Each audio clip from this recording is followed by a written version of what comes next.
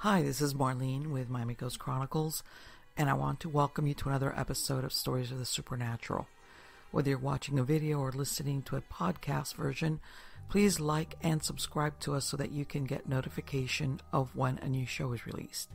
Links to videos or MP3 files can be found at miamighostchronicles.com. You can also find information about my talk show appearances and any new book projects at marlenepardo.com, or go to Amazon and look up my author profile as Marlene Pardo Pellicer. I narrate several podcast series that can be found on major podcast platforms and also listened to via Alexa, Sonos, and other home systems. Look for Supernatural Storytime for scary storytelling, Nightshade Diary for classic horror and adventure stories, and of course Stories of the Supernatural for interviews with different guests as we talk about the mysteries of the unexplained. If you want to get noteworthy news about the paranormal world, true crime, conspiracy theories, and just about anything that is plain weird, you can visit Stranger Than Fiction Stories tab at miamighostchronicles.com. I want to thank you for being part of my audience, and I think you are all wonderful. Hi everybody, this is Marlene with Miami Ghost Chronicles, Stories of the Supernatural. And I'm laughing because I was just talking to our guest and we were having a really, really interesting conversation. But anyway, everybody asked me, we're still, in South Florida. Oh, we're still having to wear masks. They've eased up on a lot of stuff, but we're still wearing masks for, if we go out. And I was telling, it's down here. It's June, hot and humid. Let me tell you something. It's a hard thing to do. It is. Talk about hypoxia. Like you think you're. It becomes very difficult to feel that. I mean, I feel sometimes like my eyelids are sweating because it's like, oh my God. But like just wimpy me. I'm just like, I'm venting. It's like, yeah. So anyway, let's get on to the good stuff. Otherwise, the world keeps turning. I know there's a lot of crazy stuff going on out there, and I'm not going to get into it because sometimes I think that people that come and listen to my show or shows like mine, it's to get away from all the stuff, the crazy stuff that's going out there. Like, let's distract, let's listen to other stuff, let's hear interviews with interesting people about the paranormal or the ghosts or whatever, because sometimes it's these distractions when things are very unsure, or people are, with good reason by the way, are maybe stressed out depending on what's going on in their lives. This is like a little respite. So I'm not even going to go into that. But let's go to the good stuff. Let me tell you about the guest I have, and he's been here before. His name is Mark E. Fults, and he's a well-known psychic native to Chattanooga, Tennessee. Now lives in Pensacola, Florida. He's a Floridian now. Yay! And the author. Yay! He's the author of Chattanooga Chills. He's in partnership with Teal Gray Worldwide, and they've created the GrayFults Press, and they publish their own books. The titles included are Shades of Angels, Spirit Tales. Mark's also done illustrations, including several stories in each of the Great Teal's best-selling books, and he has 40 books of his own forthcoming. Corpsewood, Catchfly, A Witch's Tale, available on Amazon, The Psychic Worm Stitch, A Psychic Tell-All Book, The Darkest Corner, Tales of Necrophilia, Necromancy, and of course Chattanooga Chills Scream Louder, and Chattanooga Chills Tales from the Grave. He also has several YouTube shows, Shadows Paranormal and Secrets of the Reed House by Stormline Films. And he's working on a song to accompany his upcoming children's book, The Wind is Calling My Name. So help me to welcome him back. How are you doing, Mark? I am fat and sassy. And I'm actually calling myself the fat psychic. Because so I am fat compared. I was when I was young, I had more friends, so you're usually pretty skinny, right? Yes. And after I got into my middle-age spread, I'm fat. I'm over 200 pounds. Well, I used to be 118 pounds. Yes. At 6'2". So people go, "You're not fat. You're not fat." And I go, "Yes, I am. I look like I ate my other self." Right. And but I do the Fat Psychic. So I'm going to be doing the Fat Psychic cooking show, where I'll cook something from my mean old grandma's cookbook, and then at the end of it, while you're eating your biscuits, then I'll tell a ghost story. I think that's great. And it's going to be fun. And then I just started doing videos under the Fat Psychic, where I have two friends, Will Rosasco and Wilfredo Rivera, and we do the Fat Psychic Paranormal Group. And if you go on YouTube and look up Mark Fults, Fults, you'll see a big pink round thing. You click on that, and it'll show all my movies. Okay. But I've done The Haunting of Camelot Junction and all that. And like I said, I just finished. I do a lot of channeling, because I do comedy and horror together, because I think it's always a great. It makes the horror more intense, and the horror makes the comedy more intense. Yes. And so I just filmed channeling of the Bell Witch, because I visited the Bell Witch Cave and years ago. But I'm doing a book with Teal Gray and Christy Langley about witches in the modern world. And it'll be a history of witchcraft, but it'll be from the perspective of, since I'm a psychic witch, my witch perspective, spiritualism and witchcraft.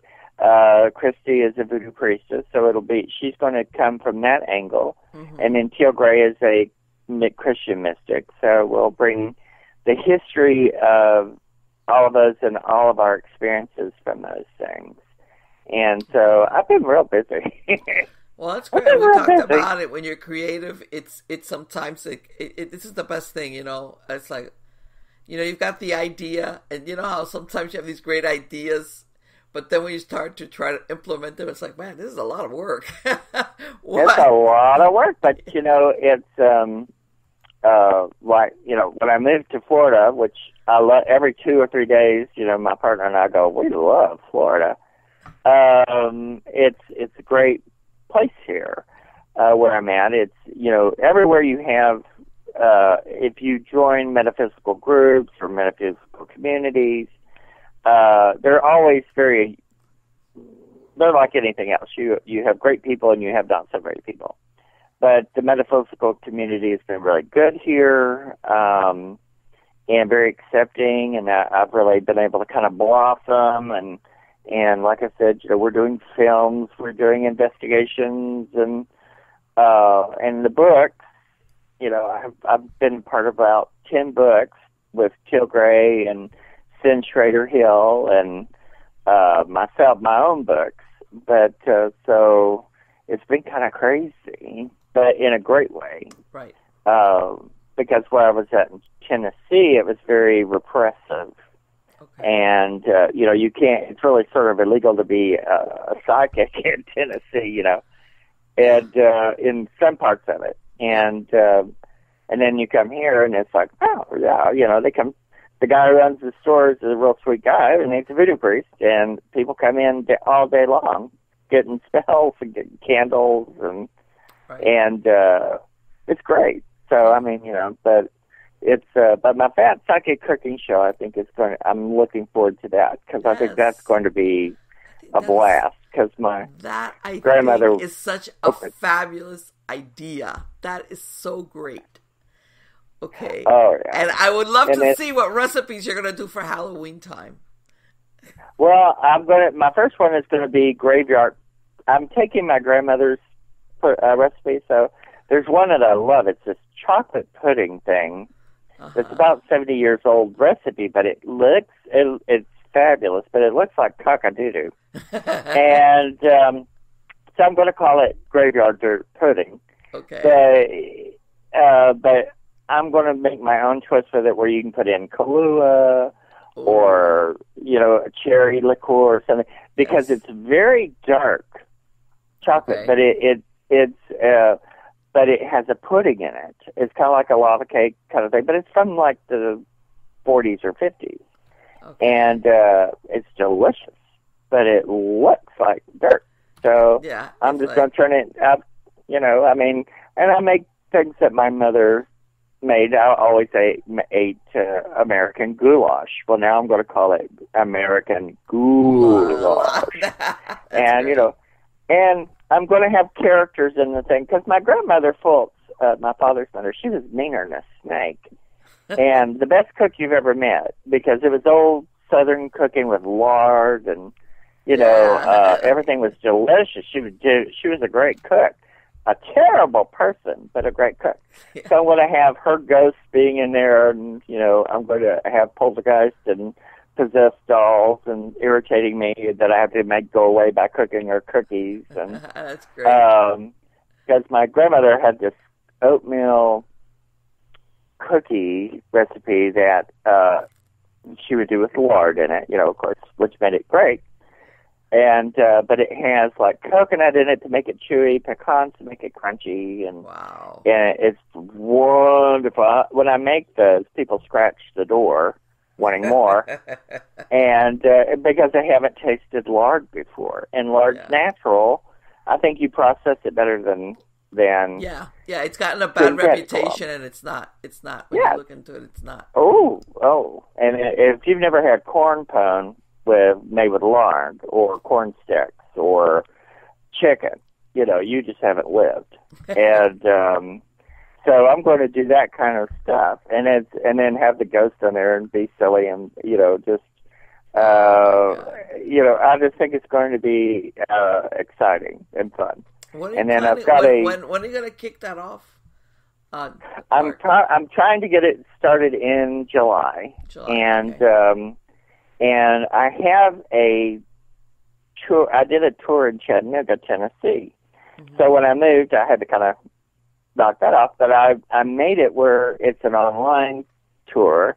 So I'm going to be putting that on in July as well. I've been trying to put it on. I've got it ready to put on. Now I've got to get it where it works. Right.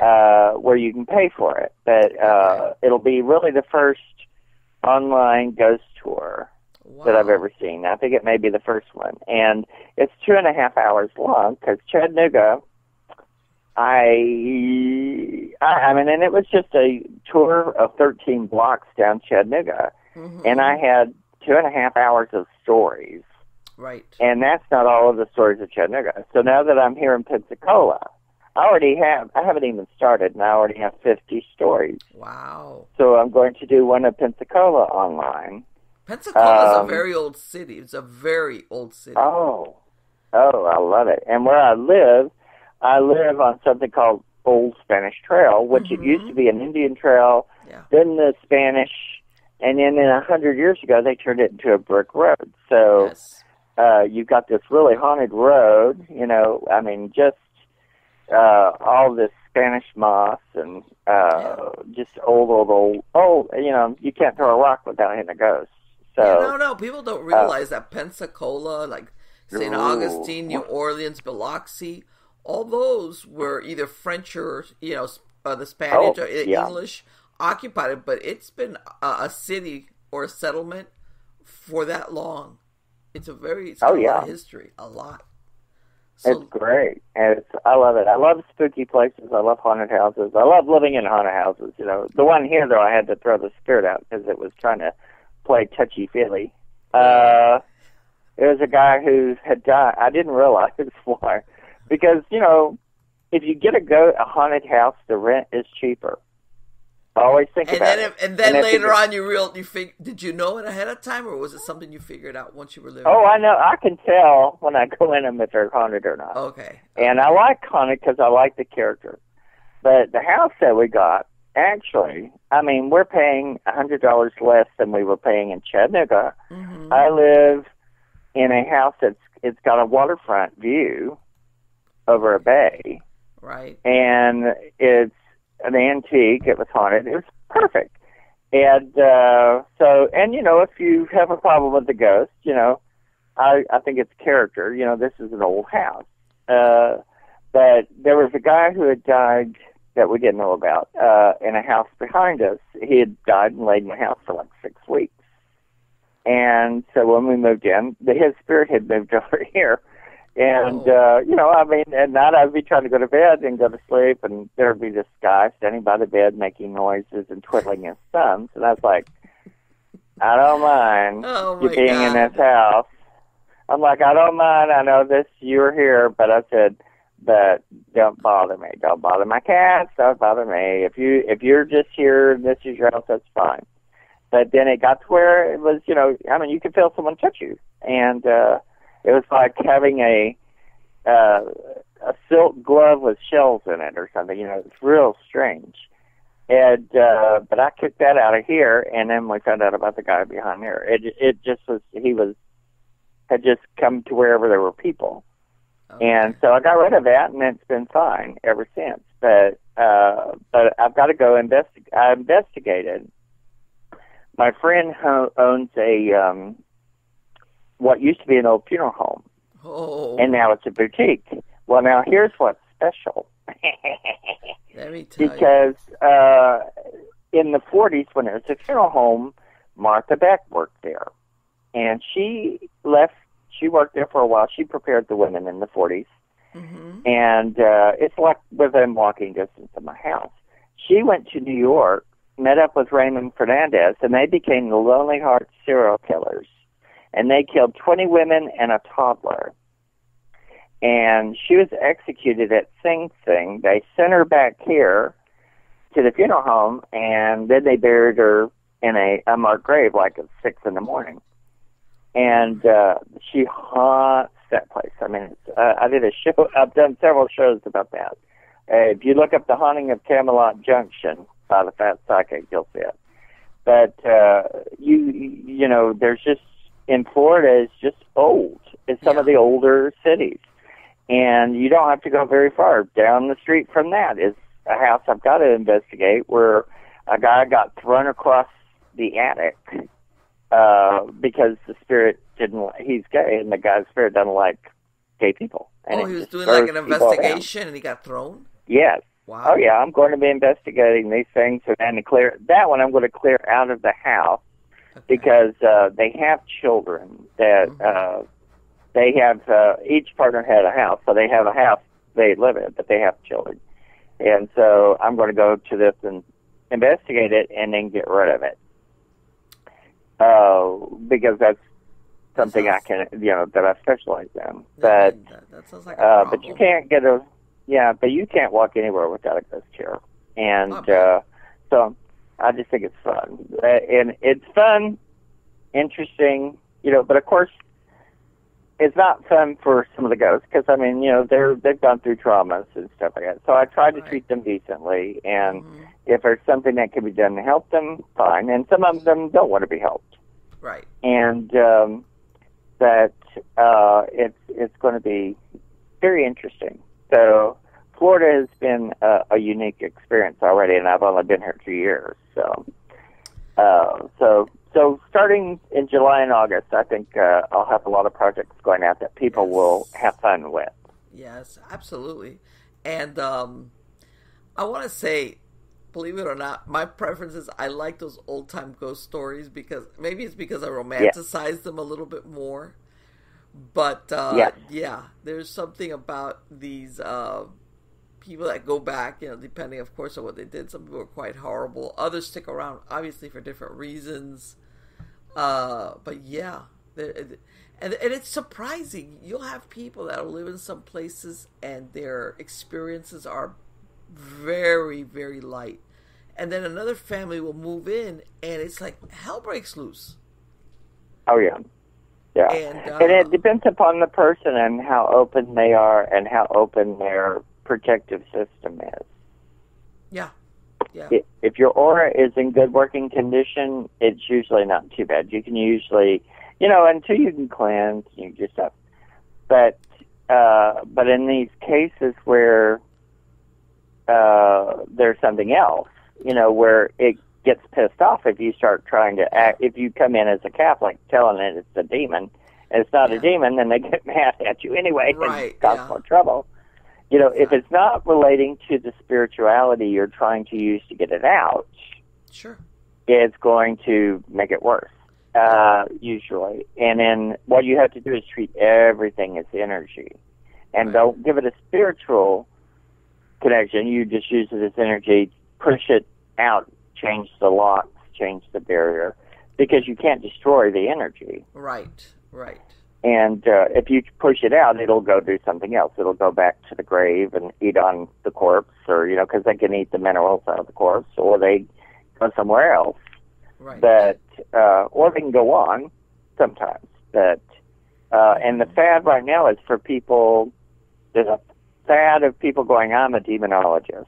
Oh. And so I've known of one scientist guy who was creating thought forms to act like they were demonic and then act like he was controlling it. Okay. And it backfires. Because you can't control that. Right. And so there are people doing some really weird things right now, bringing energy into life that shouldn't. Yeah, that's something like the tulpa, but then, you lose control of it, and then it got a will of its own, and good luck on putting that genie back in the bottle. Oh, yeah, there is no putting the genie back in the bottle. It's like this. If you have a out-of-control teenager, you can't no more control that teenager than you can the man in the moon. And the thing with thought forms and fetches and things like that, if you create it, at some point, it has enough consciousness, it's going to do what it wants. Yes. You're out of luck. Yes. People have a hard time understanding that you can actually create something, like you said, a thought form that's not like a human spirit, like a ghost thing. The origins are not that. People have a hard time with that concept sometimes. Oh, yeah. Well, you have a PSI energy, and that is our spirits that are in our bodies are created out of a plasma. And everything that you are and you think and all that, your electrical system, the electromagnetic plasma shell, copy of you that's in you, that's where the spirit and all that stuff is kind of like contained in. And when the body dies and falls to the side and quits vibrating, the plasma shell is your ghost. And it has everything in it. It has the electrical system, everything. And it goes wherever it does, or if it learns if it doesn't want to go on to the natural process, it can stay around wherever it wants to as long as it learns to eat. Thermal heat or energy or materials like I said, some spirits stay in the body because they can eat minerals from the decaying corpse. Right. Which sounds gross, but it's part of nature. And they have chloroplasts. All of our cells have chloroplasts in them. So you, like a plant, you can get, when you're in your body, you don't need it as much, but as a spirit, you can get energy and food from light, thermal heat, energy. And, but when they create, but you have an essence that if you create a thought form and you put any of your consciousness into it, then it can think. Yes. And if it can think, it can rebel. It can find out how to eat. It can, and it would be something that's never lived before. Yes. And it's just a being that's like an elemental being, something that it's not human. Right. But it has human consciousness. It's like half and half. But so they can't go on into a light because they're that's not their origin. Not hooked up in that. Yeah, they don't have that part going on. That they have a consciousness. And so when people like that scientist, he was in a hospital. I caught him doing it, and he was putting the energy of a damaged little girl's spirit and recorded that into the hospital that they were going to, an abandoned hospital. And he was wanting to see if psychics picked it up, which they did. And he created but when I saw it, I realized it was weird because it had information in it, but she was very stiff. Okay. She looked like a cork bobbing in the water. She was like an image. Okay. With information, like something you would get off the internet, but something computer created. But she had a consciousness, but just enough, and it was very bizarre. So people were picking it up. Well, he goes, "Well, that's cool," and he walked off. And I thought, you created a sad, damaged energy and left it running. And, some people come in and now they talk to Mary and all that stuff. And the more they give their information, they can absorb that information and have more consciousness. How long did it take him to produce one of these things? Well, the witches I knew that used to do fetches. Mm-hmm. Yeah. It just depends. I mean, I knew somebody who would make things to send out to get information, and it would go out and pick up. Your aura has about 36 to 48 hours worth of information at any time. Mm-hmm. And your aura is like a little sphere of energy.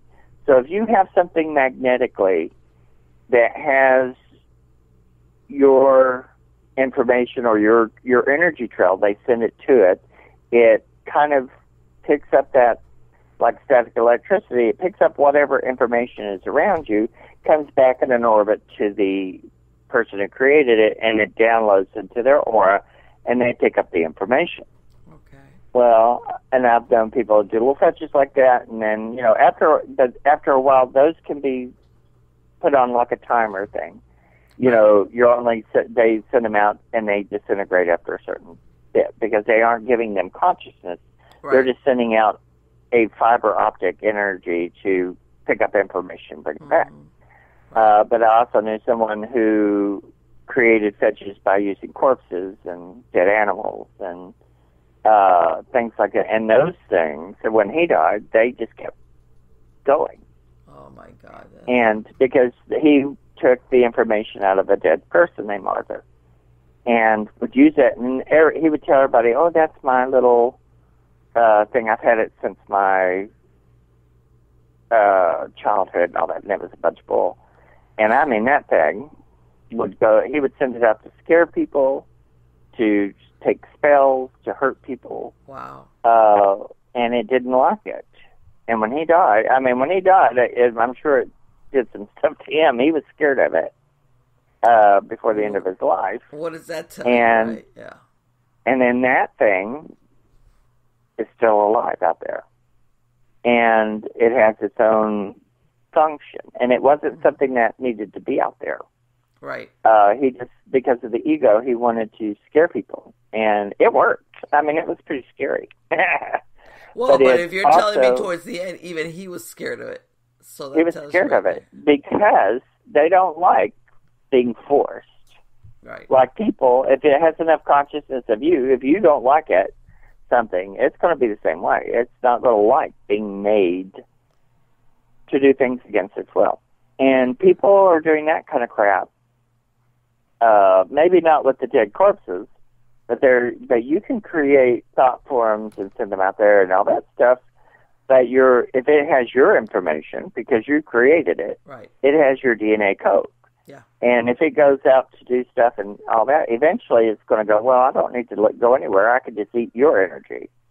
And then they die of like leukemia and cancer and things like that. They'll liquefy because it's eating it gets into it eats the iron out of their blood, Yeah. And it cannibalizes the creator.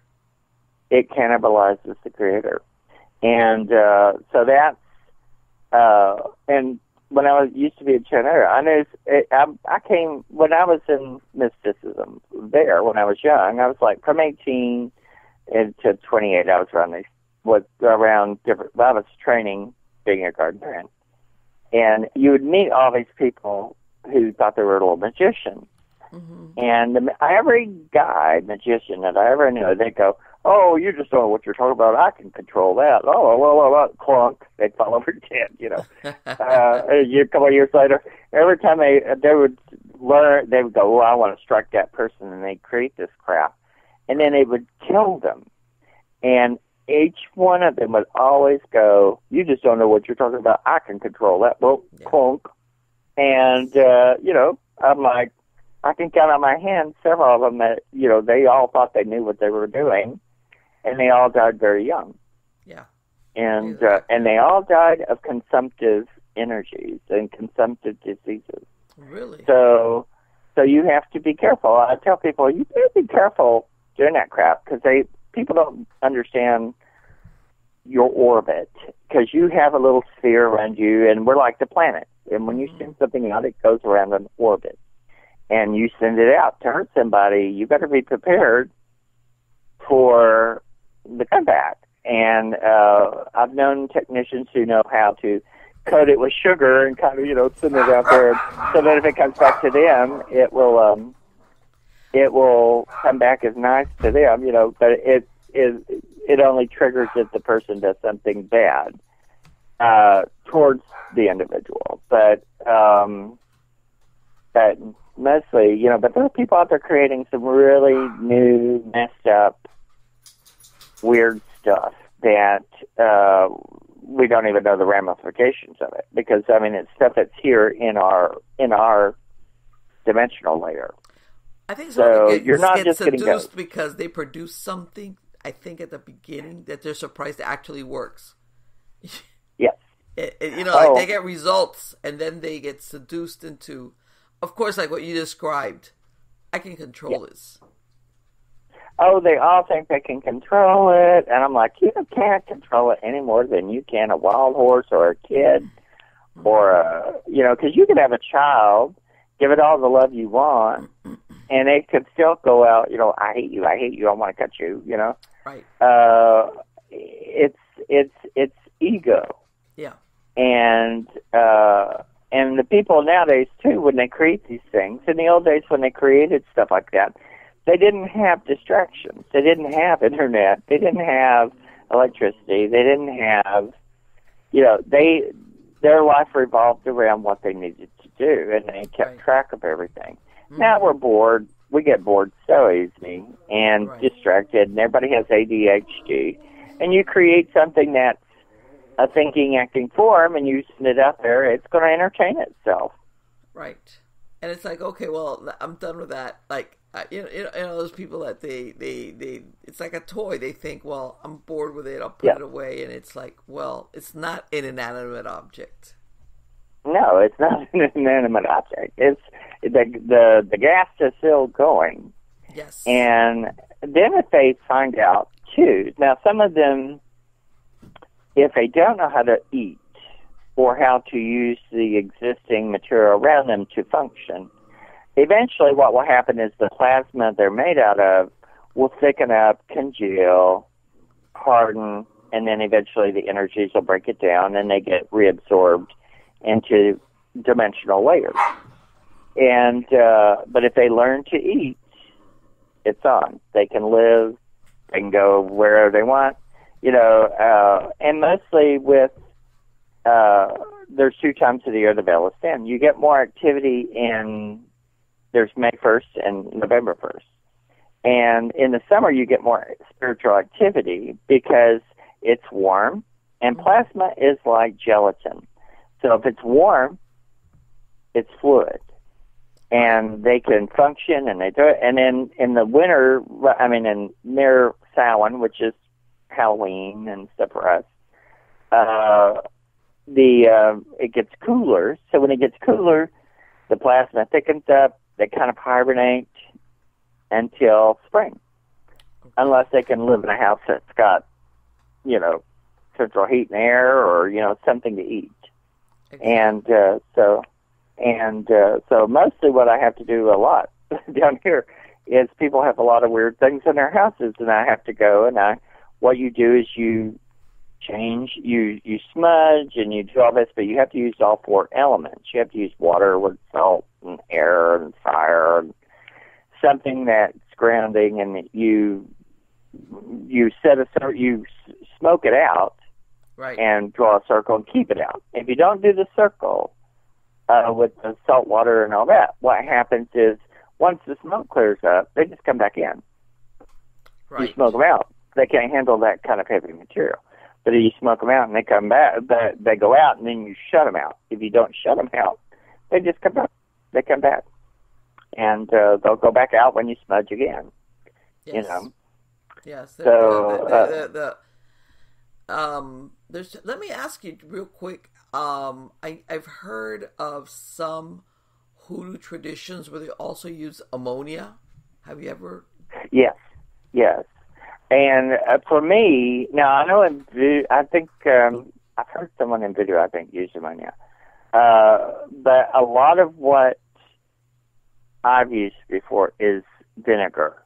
Oh, okay. Because what happened, and that is a voodoo thing, where the old lady voodoo practitioners, when they wanted to cleanse their house, mm-hmm. you know, it was before carpets, you know. Right. You had tile or, you know, wood or whatever. But a lot of these lower frequency energies are overwhelmed by smell. Mm-hmm. So they'll leave for a little while if you have vinegar smell. So you put vinegar in your mop water, you mop it, let it dry, mm-hmm. and then, you know, you can do your circle cleanse or whatever. But vinegar, garlic, I've used to do a thing where if you were pushing something out, you know, crush up some garlic, put it in a bowl, a paper bowl, mm-hmm. In the floor, put a hot bowl of vinegar in the center of the floor, put garlic pieces in a paper bowls around in the windows, and it will drive all sorts of things out because they can't handle that smell or that smoke.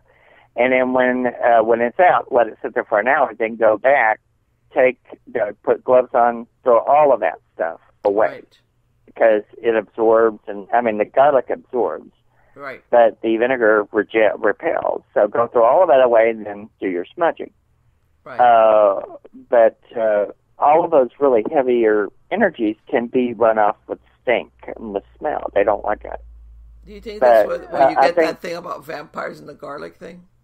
Yes, probably because, if you've never dated anyone that likes to eat garlic like an apple, which I have, it's like, ooh, you can tell when it was garlic day. Yeah. You open the door, it's like your hair would just kind of singe off. And same thing, it's just bad breath, but the lower frequency things have more problems with smells like that. But if you don't do something to keep them out, they'll come back after the smell is gone. And so a lot of people will go and buy a smudge stick and think that should fix the problem. Right. And that's why you have to use salt water, and you have to use light the neurons up in your head and see the light. When people say see the light, that's the neuron in your brain shooting off, and that's how you can download and pick up, and your spirit will download into through the third eye and into a dimensional layer when it does, and it'll see the light and go to the light and download. But you see the light at the top of your head and see it in your hand and go in a clockwise manner and draw a line around and say, spirits of ill intent will not cross this line. Do that with the light, do that with the water, with the salt in it, do that with the smudge, and 98% of the time that will take care of the problem. And if you have rooms that don't have carpet, wipe them down with a little vinegar in it, and takes care of a lot. Takes care of a lot. Let me ask you: do you think? And I've heard of this, like, how they say that sometimes people will move into a house or an apartment, and all of a sudden things start going south for them personally, and eventually they trace it back once they moved into this certain place. And it's not necessarily because there's ghosts, but there's like a psychic imprint. Let's say the family that was there before, or dysfunctional. It's like a waxy buildup. Right. Yeah. Would you do the same thing to dispel, like, just an imprint? Yes, that would be like cleaning away a waxy buildup. Because what you've done is you've moved into it's kind of like a tar buildup. It's like sticking your hand in, into a tar tar pit. You right. know, it's you've moved in on all this old energy, which is good to cleanse your house before you move in. Right. Do a house blessing, do a house cleansing, because you're moving in on whoever's been there. And every house I move into, I do something, because you don't know what those people were experiencing. They could have been great people. Mm-hmm. They could have been having all sorts of trouble. They could have been right. ill. Yes. And I've heard of that happening with sick rooms. You know, like they'll have somebody that maybe had a long-term illness where they had a certain room for this person. Because, you know, sometimes at the hospital, if it's just a question of they don't keep you, they send you home. And I've heard of certain sick rooms being, you know, it affects the people that use that room. Yes. Where that person. And it's, because now we've gone back to, you know, used to in the old days, there really weren't that many hospitals. Right. And so the people would stay at home, the doctor would come to the house. Mm-hmm. If you died, they would have a funeral service for you, and everyone would come see you in the casket in the home. And then we got away from that. And now we're going back to it where it's people die with the help of hospice, but they die at home. Right. Yeah, they'll have maybe a visiting nurse or hospice. Yeah, but... Oh, yeah. Because when I was young, you know, in the 70s, I went to a relative's funeral in the country that they had his funeral at home, and I thought, ooh. You know, now I'm kind of like, oh, well, that was kind of sweet, but not, you know, I'd rather take them to the funeral home. And, because, you know, you want them to go on. And, but now, thousands and thousands of people a year are dying at home. Yes. And then a lot of times those people, they die, the house has to be sold or re-rented. Mm-hmm. You just moved in to that energy. Yes. That doesn't necessarily have to be a ghost. It's just you're waiting in other people's residue. Yes. And it's like waiting through waste. Mm-hmm. And so you cleanse it and make your own space. And then when you leave, clean it again, you know. Right. And a lot of people, you know, they get fooled. They go to a place and it's newly painted, it looks clean, and that's as far as they go. It's like they're ready to move in, and they just sometimes don't realize they have no way of knowing who or what was going on in the private lives of whoever lived there. Oh no! And then, you know, I like watching these TV shows where they show, you know, all that stuff going on. Yeah, I know. Like, you know, and I'm like, you know, and there's some of it. I watch Franco TV and Nuke 5. The supposed pillars of society were not that pillared. Yeah, you know, and then there's some of the stuff they're looking at, I'm like, ooh, I wouldn't want to live there, you know. Or, ooh, I would take care of that. Like when I moved in here and this thing was giving me trouble, I chased it off. Uh-huh. And I was like, you know, but I told it before, and I said, if you leave me alone, you're okay. You know, you cross the line, you're out. And a lot of people don't know how to do that. And that's why they come to psychics and stuff like that to do it. And then there's a lot of psychics who don't know how to do it properly because they'll just take a smudge stick, go around, and think that's it. Right. And you really have to use energy, use your energy, because everyone has a source. Their aura is really like a sphere of it's your viral protection. Mm-hmm. And you can use that energy to draw boundaries and do all sorts of stuff. But yeah, you know, people move into these places and then see things that they don't know what to do with, and you know, it's and some of it's really serious, and some of it's just irritating. Yeah, I know. Mark, let me ask you. The last time we spoke, you had just come out in the darkest corner, and we were talking about necromancy. And after that, several news stories have come out about people that have had funeral homes, and they've discovered that these people have caches of human remains. And you're thinking, okay, what's going on here? Is this a question of being lazy, money, or was there some darker Like, what's going on? This is so... Well, I mean, I lived next to... I lived over the ridge from Tri-County, the one, back in 1990s that they found 350 bodies. Okay. And the guy was playing with them. He had a crematory. And he was going, when they caught him, he was going, oh, well, it was broken. Well, they went in there and they went, not so much. They pushed the button, it worked. It didn't work great, but it worked. And what we thought, in my opinion, and I will say it allegedly, I believe, that he was selling some of the parts to medical supply houses. Yeah, and I've heard also, of that too. something that's going on too is these grafts and things. They're getting. We use corpses. We've always used corpses as medicine. Mm-hmm. In the old days, people would drink blood and things like that to cure things with blood issues or bleed people. Right. Because they thought you needed to get the blood out of you with the bad stuff, and then the people would die from bleeding. But we heard from a rumor from a person that lived in the area that knew that individual, said, well, they were selling, possibly selling, allegedly selling, the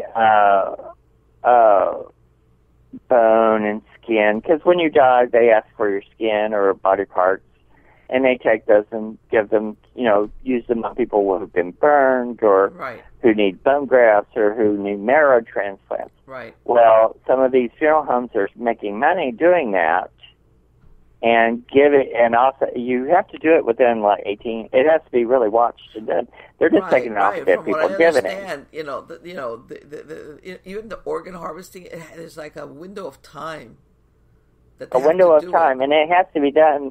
So, and they're giving these bone grafts and skin grafts and things to people that are getting infections, or it's rejecting them. Of course, because they were left too long, or they weren't done correctly, or you don't even know what disease that person had because no test has been done, because they just went in and took it off a dead person. And then there's just an element of some of these people seem to get overwhelmed. Right. And they just pile up bodies. Because I'm thinking to myself, let's say, you hear once upon a time, the resurrectionists who would be selling off the bodies for anatomy. That's okay, because these universities, that was strictly, you could tell, that was a profit thing. But then you hear, and then you think, okay, what if, like you said, we have a modern day where certain parts, but you would think, okay, once I get what I get, I'm burning this thing. Like, this is, I'm not going to let this, evidence be used against me. No. But it's like, it gives an aspect, like, there's something here like that, okay, upstairs with some of these people. Like, or, in some cases, if we're not talking a psychological problem, it makes you think, were they doing something at a spiritual level? Were they using some of these corpses? Or... Well, now there is a funeral home. If you look up Voodoo Funeral Home, there is in Florida. I think it was in Miami. I can't remember just off the cuff of that, but there was a funeral home because they found this hand that had been cut off. It was in a river. Right. And they found it. And it had been prepared. It had formaldehyde, so they knew it came from a prepared body. Right. So they ran the fingerprints and found out the man had died and been buried. They did have a fingerprint. So they went and dug him out. Of course, the hand was cut off. And not only was the hand cut off, there was the woman that was working in the funeral home was voodoo priestess. So she had packed his corpse with 50 little voodoo dolls and toward her enemies. And she was using the corpses after the funerals when people weren't looking. She was cutting off the hands to make hands of glories, and had stuffed them full of voodoo dolls and were using them for spells. Yeah. And she had done the spell with the hand and thrown it in the river. And that's the only way she got caught. And she had done that to who knows how many. But of course, she didn't kill somebody to do it. She had used the body. Right, I know that. This can be very lucrative. People don't understand that for some of these things, people will pay a lot of money. They'll pay a lot of money for certain body parts or bones, things like that. Yeah, and it's. But yeah, lately and I hate to say it, it was like I sometimes see those stories and I remember your conversation with you, and I'm like, you know what? You want to look at it from, like you said, they got overwhelmed, they ran out of money, or like that guy is saying my crematorium is not working anymore. But some of the stuff is really horrible. Weird. Yeah, weird. Really. Well, really the guy weird. in the Tri-County one, he had 350 bodies. He was playing with some of them. He was posing them, taking pictures. But there was another man that got caught a couple of years ago. That he was an elderly man. He felt like he had to help everyone that came in, and there were bodies that people didn't have the money to prepare them, and he was going to try and cover that. Well, he would have to get permission from the state to cremate those bodies, and they wouldn't give him permission. So he he got overwhelmed with bodies he couldn't get rid of, and he got closed down because of it. And then later on, let him come back and have more storage space and have the thing. He wasn't doing anything illegal with the bodies. He just got overwhelmed and was afraid he didn't want to punish, poor families that just really didn't know what to do with them. But they fixed that problem. But then there's some funeral homes where, a few years ago, there was one, they had like 11 baby corpses up in the roof of the carport, there were bodies stacked up, and that kind of thing, it's a place for a stick up. If you've never been around a dead body, it's not something, if you have a rotten corpse in your building somewhere, someone's going to find it out. Of course. And unless you've really wrapped it in Tupperware. And so some of these, it's like they don't have a good explanation what they were doing. And of course, then it comes out a lot of them are making money selling parts. But then I'm like you, I would be like a three-legged cat covering up. I'd be making sure those bodies went somewhere. I would not be just stacking them up like going, well, I'll take care of about 10 bodies tomorrow. Yeah. And I mean, I know, for example, I heard like in Los Angeles, if they have let's say if they have a John Doe or a Jane Doe, I think they hold the body for like a year, but then after a year they cremate them because if they can't, and I think a lot of medical examiners do that. Like in other words, they give X amount of time for the identification to be made. Yes. And then they cremate them, but they keep some DNA and prints and stuff in case somebody ever comes back. In case a question comes up, yeah. Mm-hmm. Well, actually, I know a case of a friend whose brother they hadn't seen him. He had disappeared. He'd kind of gone on with his son. They hadn't heard of him in 17 years, and she found out, a few months ago, that he had passed. Right. And the state, they gave him a funeral. He was an unclaimed body. They gave him a funeral. They buried him in a pauper cemetery in a really pretty place. Yeah. And sometimes the states will do that. Sometimes the states have gotten to where they don't want to do that. And they'll say, in Tennessee, you can send the body to the body farm. Oh, yeah, and that place where they study decomposition. Is that what you're talking about? Yes, where they studied decomposition. And because I worked for a witch lady, they didn't want, when her daddy died, they were sitting there going, they didn't want to pay for his funeral or anything like that. And I got mad at them because, they were living off the money he had made.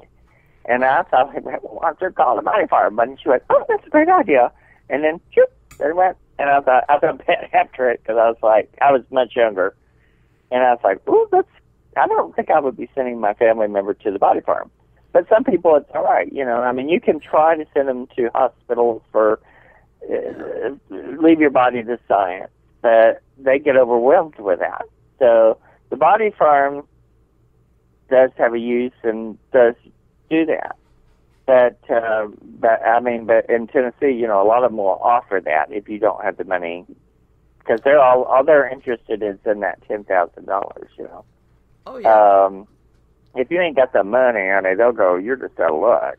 And and in some places we'll do the paupers cemetery. But there's been a lot of funeral home directors. They'll say they have bodies stacked up. They have them in old hearses that are broken down, and you know, I'm like, I don't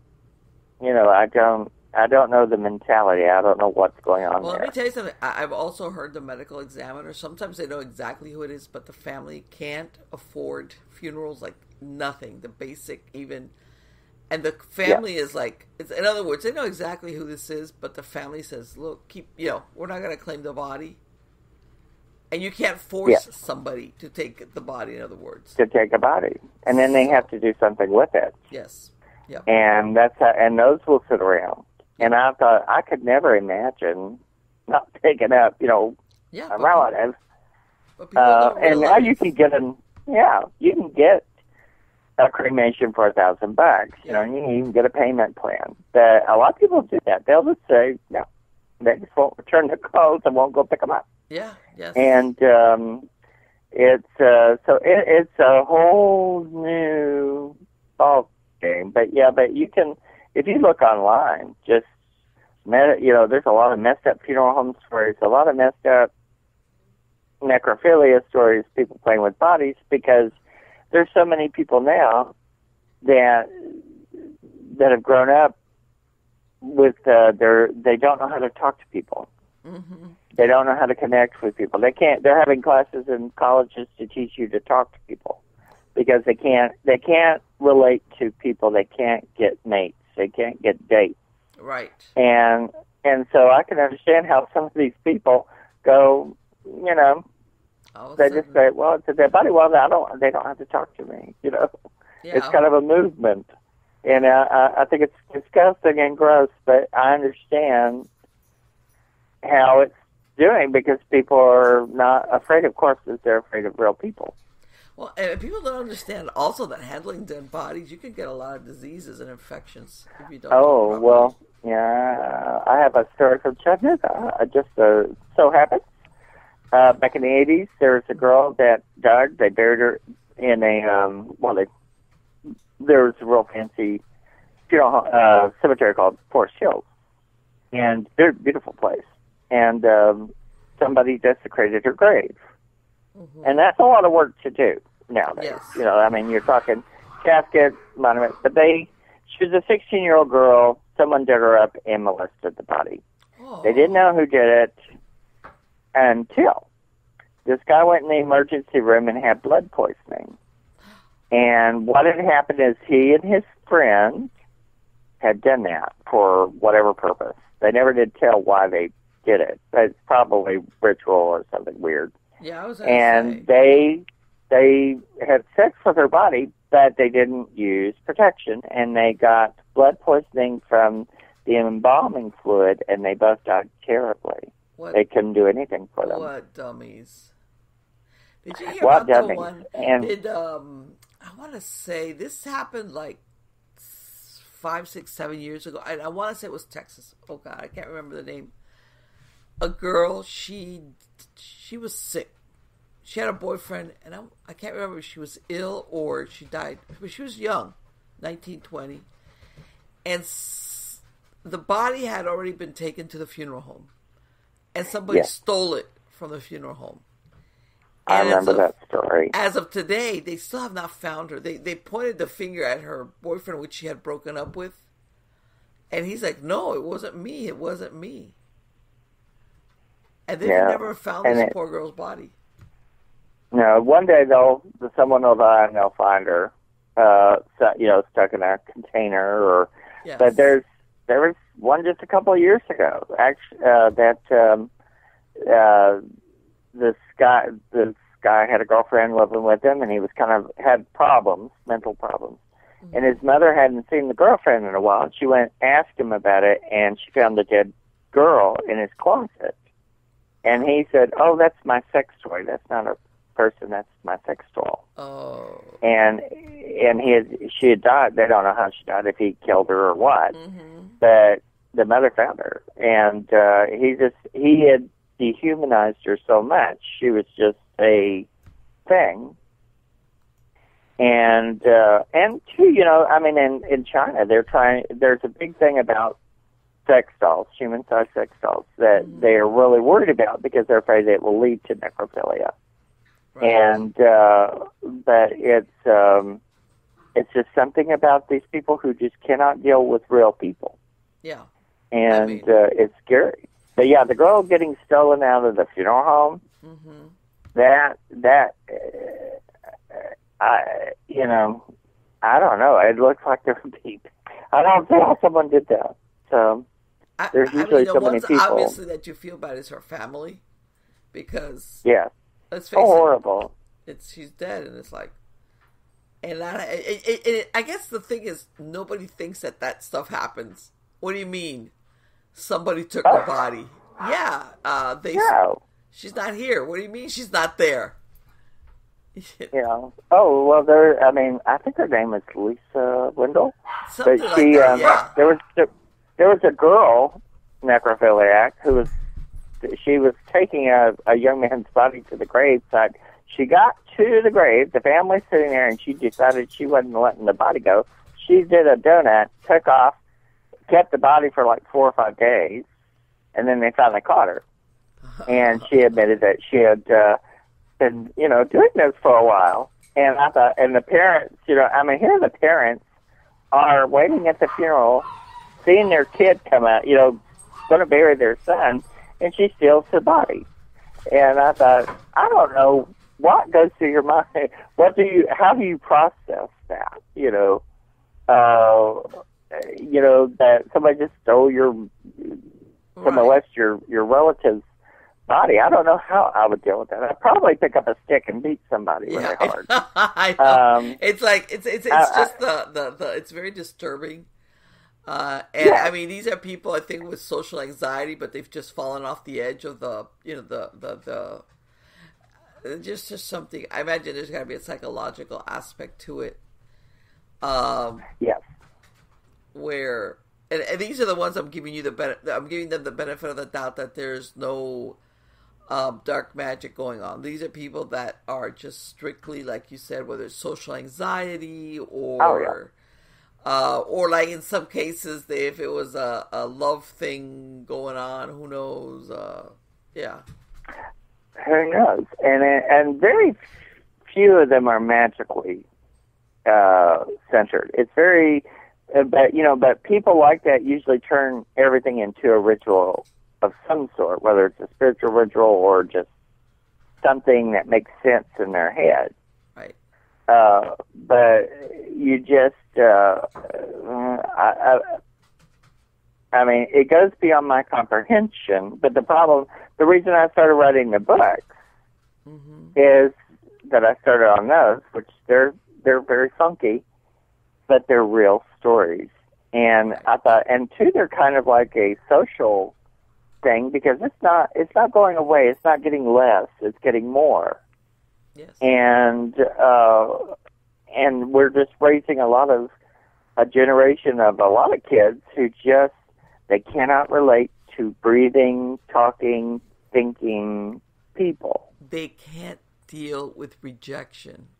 And think about it, Mark. Everybody, all of us, even the prettiest, whatever, everybody's had to deal with rejection at some point in their lives, romantic or otherwise. And it's difficult, but you get over it. But yeah, I know exactly what you're talking about. Like, nobody likes rejection, but it's part of life. Hello. It's a part of life, and they're not being taught to function with that. Because when I was young, I was in a really funky family, and they were just like, if it's bad, tough, suck it up, buttercup. Yeah. And if you got beat, if I got beat at school, I come home and get beat at home. Right. So beaten up. Yeah. So get beaten up for being beat up. Yeah. So, but in high school, I wanted to be in this dancing group. Well, of course, I was, awkward and weird and everything else. But I tried and tried and tried, and I got turned down 3 times. And then finally I made it. Yeah. And when people would reject me, I would just go, I would take that as a challenge. Mm-hmm. And I never just let it stop me. But nowadays, I know kids that they've never gone through that. I don't know what, they don't have the oomph that you have to have. You have to, the world is full of rejection. Yeah. And it is. And if you ask, if you want to dance or something like that, you can ask 10 people. One of those 10 people will accept unless you're really something really wrong. Yeah. Which that's a whole different kettle of fish. Right. But you don't give up. You learn to adapt. Right. But if they don't have to ask permission, they can do whatever they want, and they don't have to ask permission. They don't have to feed that person. They don't have to clothe that person. They don't have to take them on dates. And to them, it is a simple thing. With Ted Bundy, yes, he had a certain look. He would take these corpses and redo their hair, redo their makeup, dress them a certain different way, right, and keep going back to the corpse until there was no corpse. And that was his fantasy. Right, exactly. That was, and it's that ritualistic, whatever, yeah. and it just that circuit in his brain that got that reward, or yes. or they had a preference, and they were going to make that whatever was at hand. You know how they say when you got lemons, you make lemonade. Yes. Well, he made it lemonade one way or the other. Yes. To fit into that preconceived idea of whatever was driving him. For God knows why. And part of profiling some of these killers is not all the time, but that they prefer certain types or looks or yes. They have a type. They have a type that they have a type. Yeah, exactly. And people don't realize that there's something stuck in there in the groove, that this is really what they want.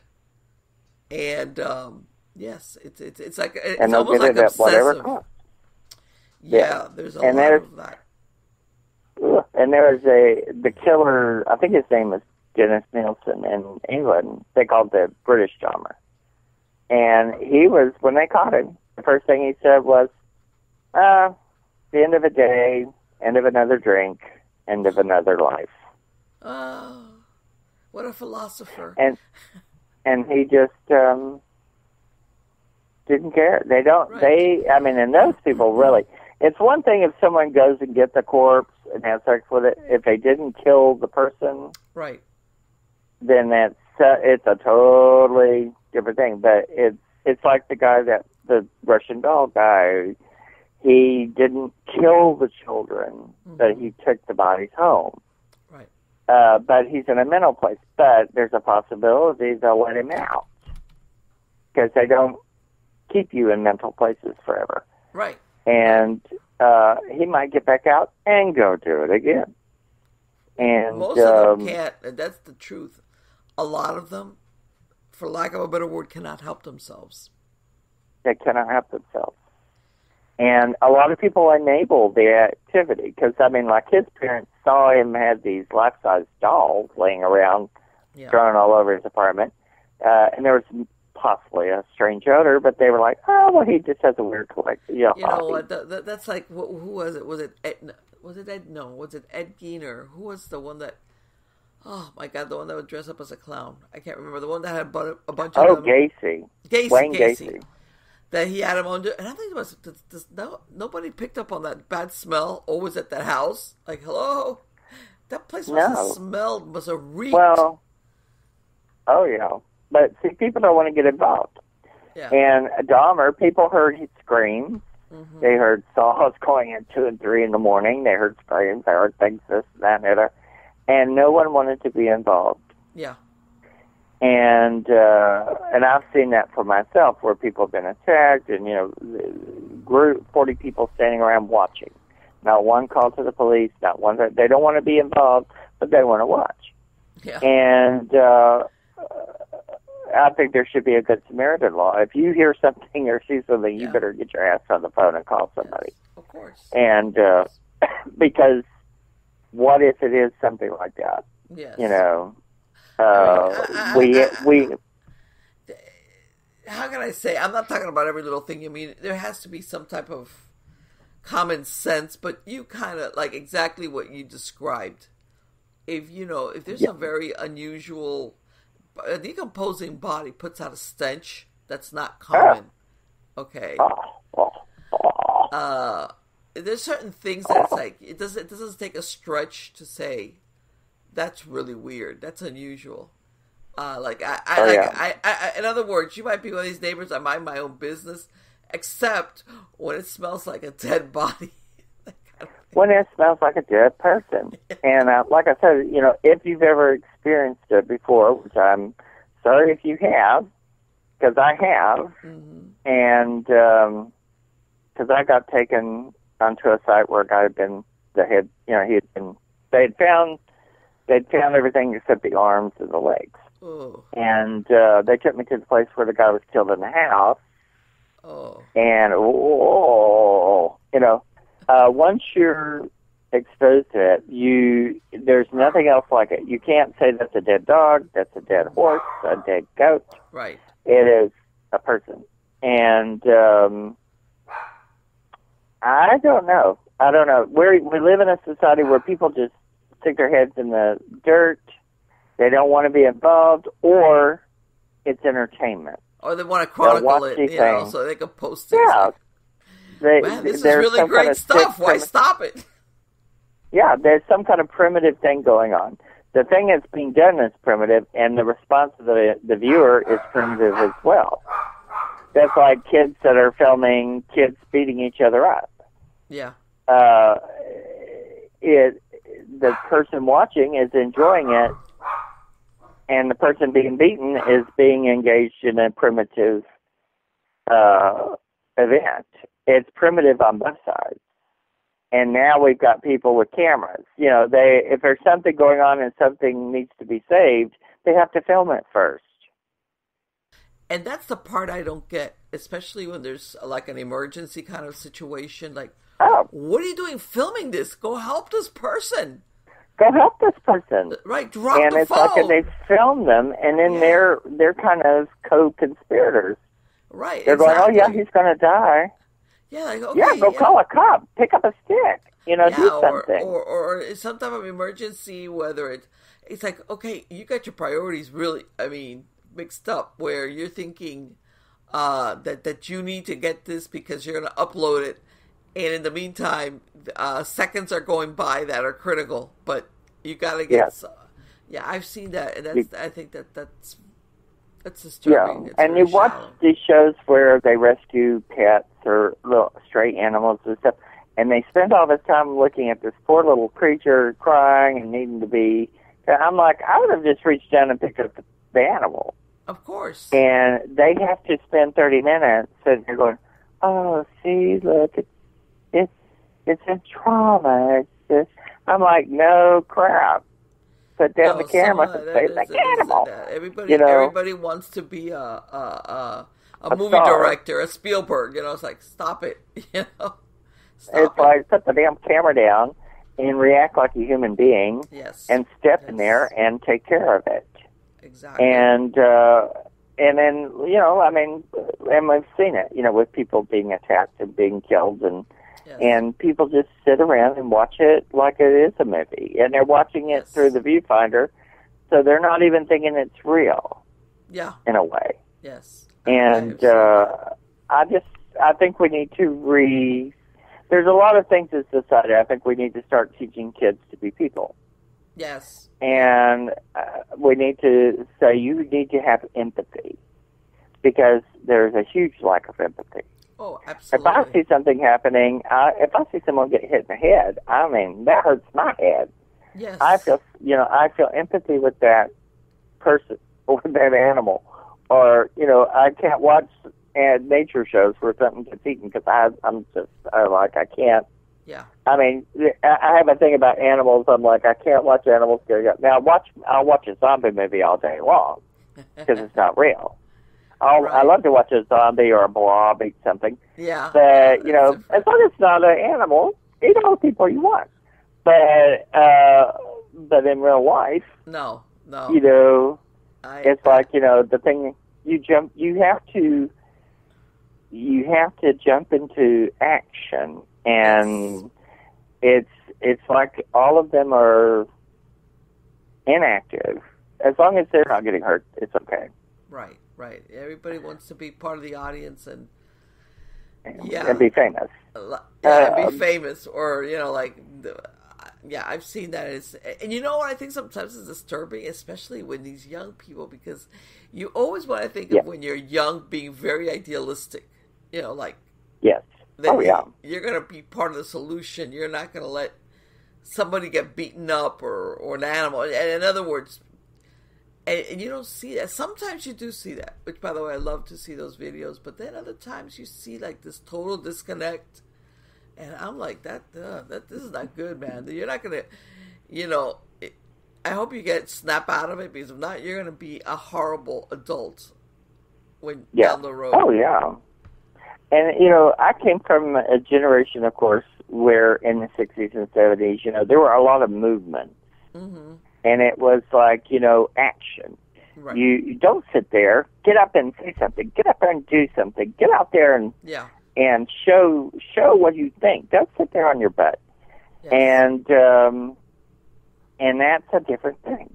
I mean, you see it sort of happening, but some of it's it's a different mentality. It's not happening quite like it used to, but people are doing stuff. It's not bad for people to get up and do action, but some of it is just too. It's so disconnected. Yes. And I don't know what I'm glad I don't have children. Well, it's almost, I want to say, in some cases, calculating, because before, people would jump into action and they wouldn't start trying to think about, calculate, well, if I do that, am I going to get in trouble? You know what? Yeah. So you would just do it, and that's it. If somebody needed help, you do it. And there's a lot of people, like you say, they like, okay, do I really want to be a witness to this? No, I guess I'll just leave. Hey, what if that person... or I'll just, they'll leave someone being killed. Yeah, exactly. And go, I just don't want to see that. I had a friend who was actually got murdered years later. Mm-hmm. But if he saw someone picking on you or starting a fight with you, he was in on it. He would jump in there and somebody was getting their tail whipped. Right. And he didn't hesitate. Mm-hmm. And there wasn't any, he would jump in front of a truck for you. Right. And you just don't get that now. Everyone is, and then with the children, I watched something, and I caught myself watching one video because this girl was picking on another girl, and they were filming it. They knew it was these kids set it up.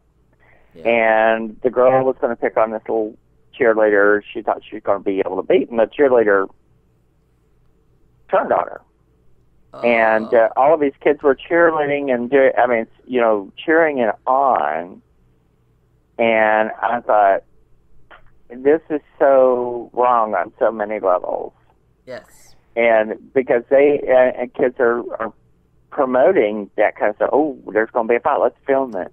Right. Well, what if somebody gets killed? What if someone gets a broken face? What if someone gets loses an eye or loses, they don't think of anything like that. It's just entertainment. Exactly. And I don't know what to do about that. I want to say there's almost a psychopathic flavor to it, where there's no remorse or conscience or like, hey, this is out of it's kind of scary. No responsibility. Like no responsibility. Yep. And no, it's okay to do it, and it's okay that I did it, and I shouldn't be punished because I just did what I did naturally. Right. And these kids are going to grow up and have kids. Isn't that a scary thought? And then what are those kids going to do? You know, are they going to set the house on fire? Or, you know, are they going to kill everything they see? Yeah. How can you teach a kid not to do something when that's in your nature? Right. So, and I have seen it where they produce children who eventually grow up, and then something like what we were talking about earlier about people creating those hopeful things, where all of a sudden that child becomes bigger than they. Like, in other words, children don't stay static as children, and then they have a big problem on their hands because they're the ones getting victimized by their own kids. Yes. Oh yeah, there's plenty of kids that there. I'm saying, there's one child. I know someone who has 2 children. They insisted on having 2 children. The first one had a lot of physical problems, almost died, and is absolutely the most beautiful, angelic child you have ever met. Beautiful. He looks like a ghost. He's beautiful, but he's intelligent. He's very reincarnated kind of thing. One time I went over and he was 5 years old. He did a constellation design on the carpet. Wow. With a turtle in the center like they used to do. You know, I was like, this child is out there. You know, he's brilliant. It's real bizarre. But they had another child. The other child is the biggest redneck you've ever met. Horrible. Horrible. Horrifying. You cannot go, I mean, if you get in the car, he'll kick you in the back. And I mean, he doesn't do it to me. He poked me with something one time, and he found out not to do it. Right. And the way, I mean, you know, I have a lot of practice with nieces and nephews. I mean, he didn't pull crap with me, only once. And but they're afraid to do anything to him. And that child is the biggest horror. Yeah. I mean, he's horror. And he's the biggest redneck you've ever seen. And just monstrous. Yeah. And the other one is like, you know, the other one, everyone goes, oh yeah, he can move, I'll take that child. I don't have children, I would take that child. Right. In 2 seconds and raise him.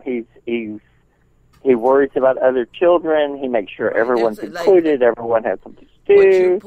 You pointed out he has empathy. Yeah. And it's like, he's just an incredible little being, and then the other one, you're like, oh my God. What happened? Is it too late to take him to the fire department and chain him to the door or something and run? And then run. And I thought that sounds terrible back. But I mean, he's going to be one there, not going to be able to sleep. Yeah. When he gets to where he figures out fire, I can see him very easily burning houses down. Yeah. And and it's just one of those things, you know, you don't know. And then you get children, if you have bad parents. Yeah. Sometimes you get children who turn out to be great because they go, I'm going to be everything they're not. Yes. And you can get a reaction like that. But a lot of times you get just, if they're strange parents, sometimes it's weirder kids. Yeah. The roll of the dice when it comes to that. Sometimes. Yeah, it is. And the parents are the husband is very smart, the wife is very smart, and, you know, one of them wears them down, and they're not going to be able to keep their eyes closed when they sleep. I believe it. I've there was one lady who, she had the same thing, 2 daughters. One was normal, like, you know, normal stuff. The other one was like, just acting out is a kind word. And I noticed this lady, she looked like very haggard. Like, you know, when I said, are you getting enough sleep? And she's like, well, I said, well, I mean, have you gone to see a doctor? Maybe they can give you some. She goes, well, they have, but, she had to hide all the knives in the house. Yeah. And she kind of described to her a couple of times this teenage daughter, I want to say maybe she was like 15. She would like wake up and find her standing at the foot of the bed just staring at her. And I'd be like, what? I was like, okay. Yeah. Okay. Well, and see, unfortunately for the child, if it were my child, see, I was raised up in the era of, children should get their ass whooped. Yes. And, there'd be some of that. I think a lot of that has gone out the window now. Oh, yeah. But, yeah, that's pretty bad when you have to worry about your child going to kill you. Yeah. Or like... What do you do? What do you do? Let me tell you, like I said, as long as they're young and manageable, it's different. But children don't stay that way. They grow. And then before you know it, when they get to be they're taller than you are, in some cases. Oh, yeah, and they're teenagers, and they're sitting there wanting to cut you up. And, no. I mean, I used to get beat up for just even looking crooked. You know. I know. I mean, come on. Everyone's a teenager. You give your parent the stink eye, but that's about it. And make sure they didn't hear you. Yeah. Oh, yeah. Because if they heard you, forget it. Exactly. You're gonna get beat. My father, if you'd ever threatened him with a knife, you would have woke up to a new reality. Yeah. Because he would just have stalked somebody. Yes. I can't even imagine that. Yeah. But yeah, some of these kids do it, and the parents fight with the kids. Yes. I saw a woman holding a little 2-year-old, 3-year-old grandson, and he smacked the crap out of her. It hurt me to watch it. And I was about to grab it. I thought, just give me that child for 10 seconds, please. And she's going, oh, you little darling, you sit here. And she treated it, she rewarded him. Right. It's like, yeah. To try and get him to quit acting bad. But he knocked her teeth out. Yes. And she rewarded him with a McDonald's Happy Meal. Uh-huh. And I thought, oh yeah, he's going to be he's going to make some girl happy. Now I'm going to check back with you in 10 years and let's see how this has worked out. Yeah. No, thank you. I thought, leave their address because. Yeah. No. But that's. But anyway, we've gone from corpses to children. To like child rearing practices. But you know what? Sometimes I hate to say it. Sometimes that's. The end result is sometimes we produce certain members of society that end up being doing weird stuff like you said, that become the next Gacy or the next Ted Bundy, or in some cases end up being the being that's haunting a location that sometimes is a very dark haunting, and it's because this person in life was really terrible, and after in death they're just as bad or worse. Yeah, it's you can have bad behavior from living and dead. So yeah, right. Like it's like that dead thing. Like you know how it doesn't make you a better person. That thing about growing your wings when you die. Not everybody. Oh no! I've known several people that did not transition into nice spirits, that were awful people, that remained awful people after they were dead. Mm-hmm. And I think a lot of people think, oh, well, now they're at Jesus, the arms of Jesus, and they're all sweet, and they're not necessarily. Yes. And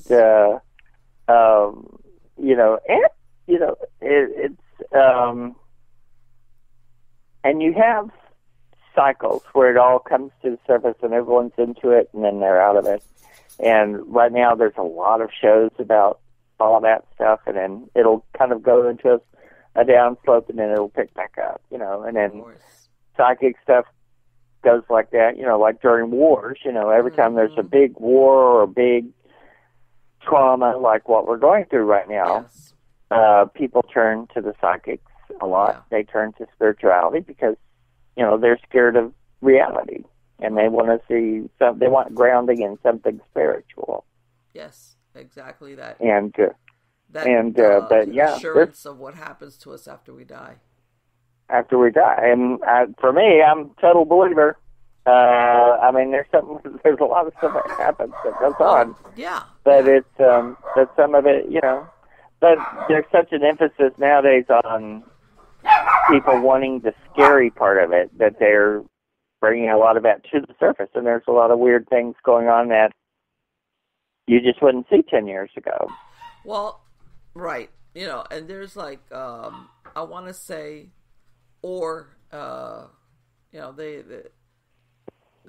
sometimes people don't realize that that death is part of life, and you got to let sometimes your loved ones go on.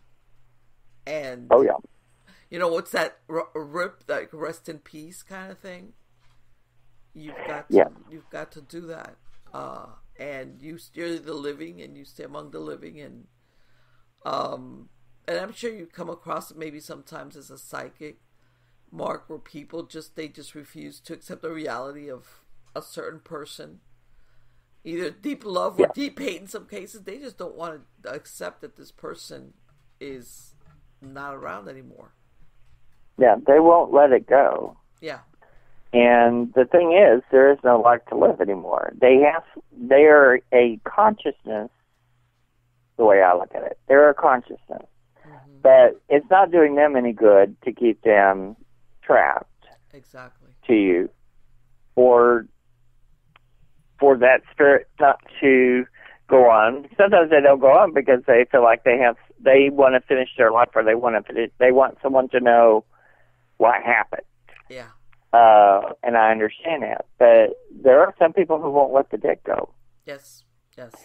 And that's a process, because I know someone now who she's living in the past.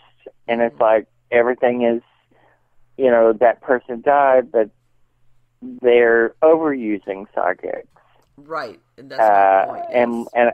And I'm like, if you use it to heal yourself and understand and deal with the fact that they're gone physically, because I'm a very big believer, when you die, you go back to everybody. It's like they're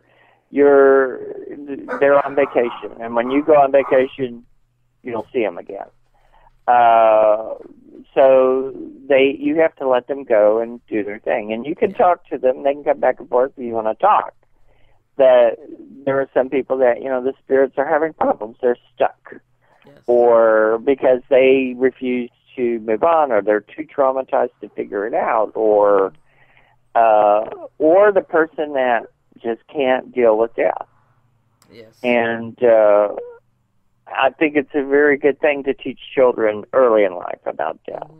That it's okay. It's just something we all do. Right. And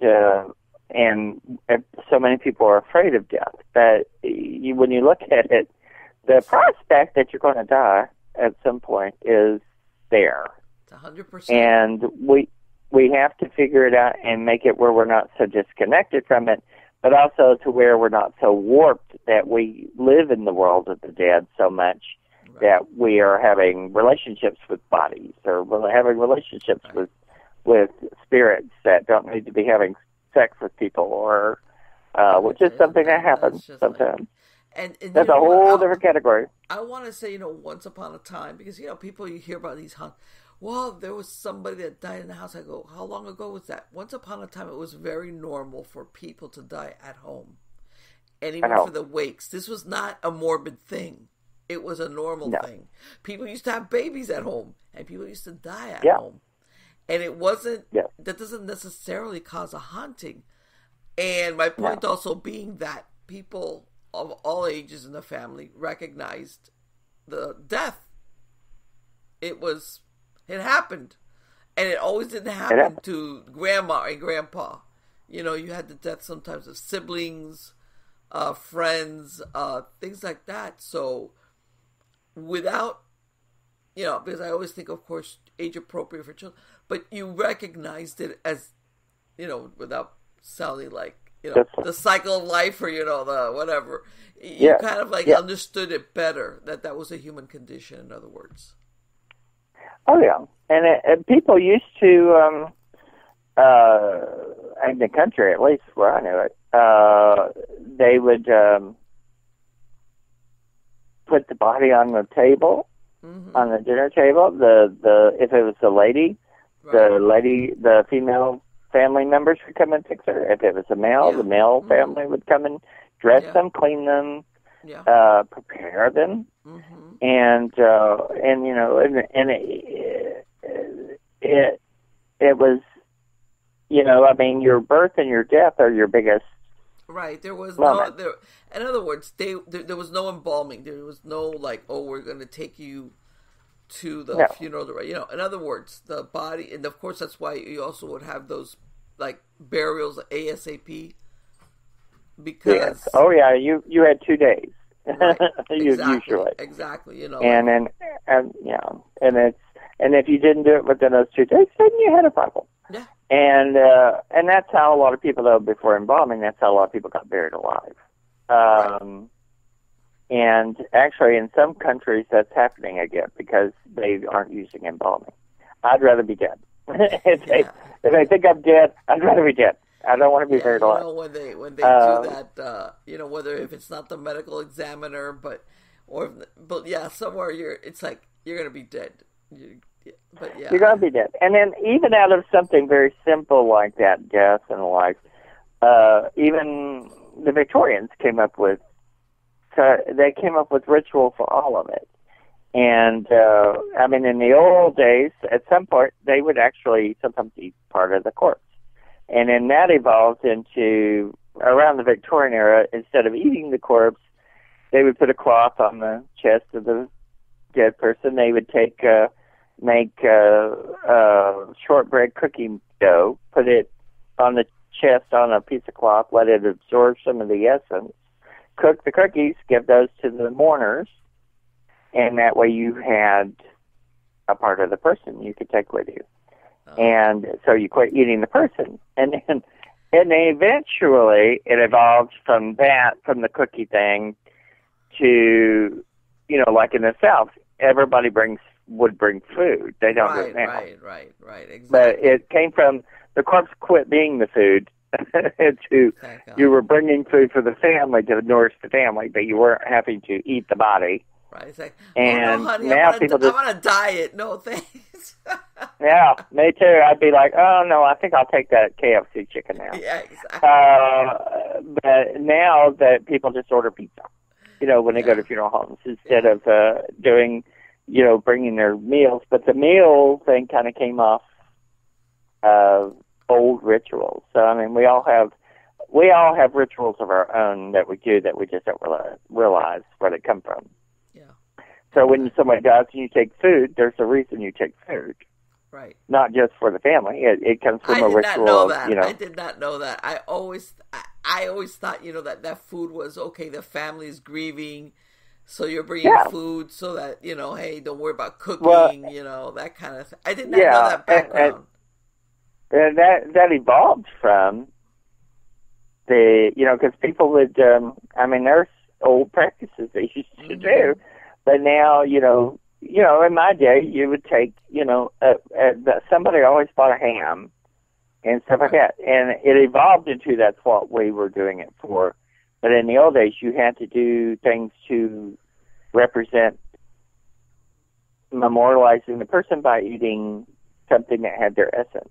You know, you think about especially those Victorians that would take all these pictures of the dead. I've got several of those. We have family members that have that.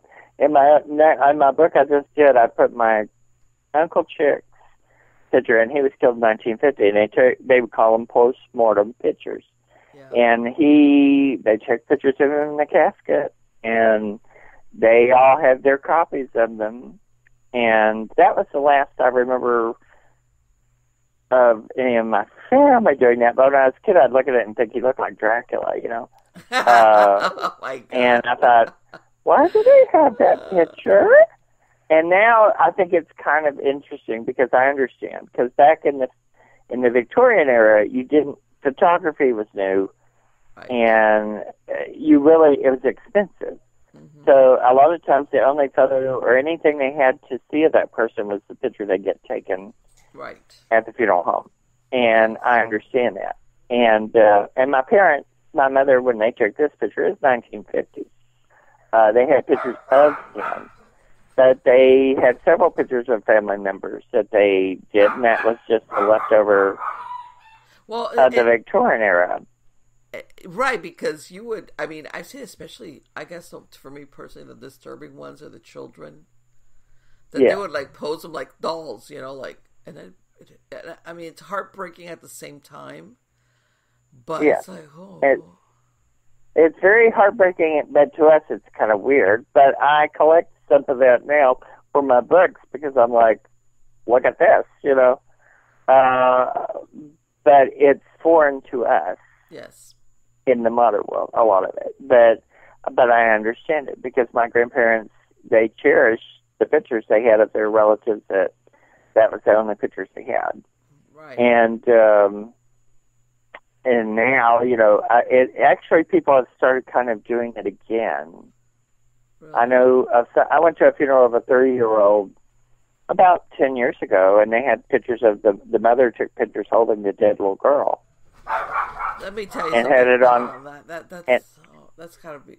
And had it on top of her casket. And the little girl the mother was going to remarry right before the girl died. And so that they had her little bridesmaid outfit. Oh. And so what was bizarre is the future husband is the one who killed the little girl.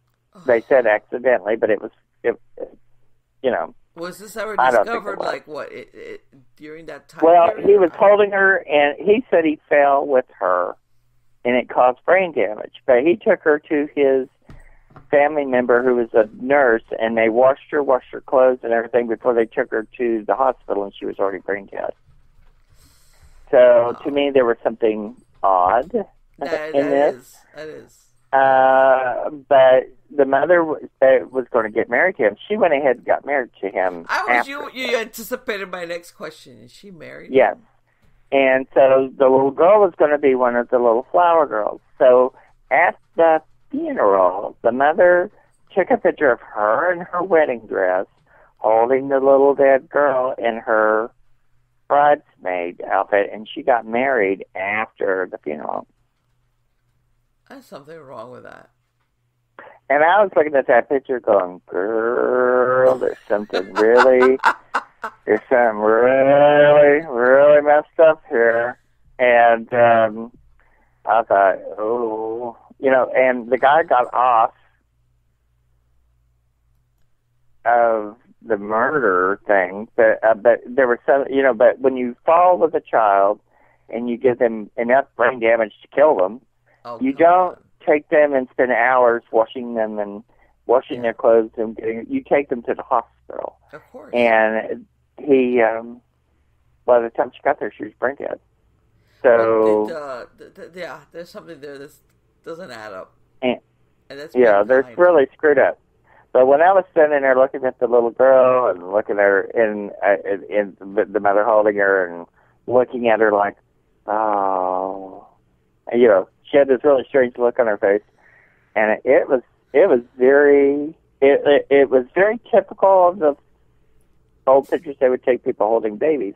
But usually you don't dress up as your bride's dress that you use the next day after the funeral to get married in. You would think this woman would be so distraught. You would think that she was very like a tadpole. She just I just didn't stand. I thought I would be beyond. Exactly. I think, you know, I mean, you know what I mean? She was just like a fish. It was just like she was standing there around talking and everything, but she wasn't distraught. She apparently wasn't distraught enough to where she postponed her marriage. Right. Well, let's get this out of the way and just move on to the good stuff, the marriage part, Yeah. So, and then she had two other little girls. So, I mean, you know. And this one was 3. So, but to me, that was the last time I saw someone doing a postmortem picture. But Well, it was in real time. Haven't you heard of this murder that they just recently discovered that the kids had been missing, I want to say, since September? And yes, that's horrible. And they just discovered the kid's body, I want to say, like within a couple of weeks ago, buried on he has a farm.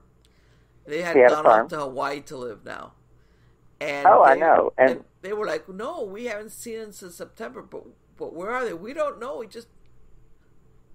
And she's... Oh, well, I mean, well, she had told, and not only was the children dead, her ex-husband's dead, the guy's ex-wife is dead, the brother who killed the husband, because she thought she was going to get the money off of it, and he had a $1 million policy. He switched to someone else because he knew she was acting crazy. And, well, my alleged thing is, there's 4 or 5 dead adults, there's 2 dead children, and these people are partying it up in Hawaii. Yes. And their children are missing, and I thought, those people, now that's where my innocent until guilty thing kind of, it gets part of me, and then I'm kind of like, these people these people are guiltier than something, and, maybe they'll get, if they get prosecuted, she'll get off on it being a mental issue because her husband thought she had mental issues before he got murdered, and she can go to a mental institution and then get out within a few years. But the husband will probably get the lion's share of the problem because it was on his farm. But if she can get off, I'd say, well, yeah, I'm nuts. Yeah. But she had told the husband, you can't stop. I'm dead. Something happens to my kids, I'd be a crazy woman. You'd be a crazy woman. like literally, and get married, or it would be like, forget it. I'd be no good to anybody, much less get married or anybody. And if, God forbid, if he was a suspect that I thought he had done something to my kid, it'd be like, well, I'm going to do jail time. I'm going to go to prison, but guess what? I'm going to have the satisfaction of knowing you're not breathing. Guaranteed. Guaranteed. So I don't know. It's like the 2 psychopaths, and then you think, 10 years down the line that marriage goes south. It's like, sure. You learn to sleep with one eye open because neither one trusts the other, because it's like, yeah. Well, apparently, just even looking at their story, we haven't mentioned their name, so I think we can say this. Yeah. But they've killed each other's. If they had partaken in killing each other's exes, what's to stop them from killing each other? Oh, of course. It's like all bets are off the table. But they think that they're safe. Well. Yeah, that's what I'm saying now. That because they're on their honeymoon, everything is all wonderful. Oh, baby. Everything's so wonderful. It's like, oh, yeah. My children are up there somewhere in the ether. Just don't look in the field. Right, yeah, exactly. And then it's like, they're, and see, to me, then the old country person comes out and says, oh, this is one for the wood chipper. Oh. And, these people, what good can they do? What could they, they're not going to be the kind that, go to jail and come out a new person. No.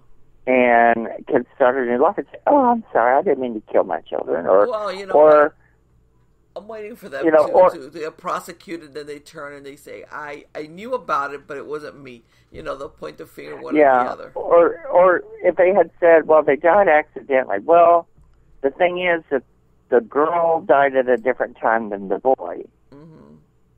And then they're both ending in the same spot. Yeah.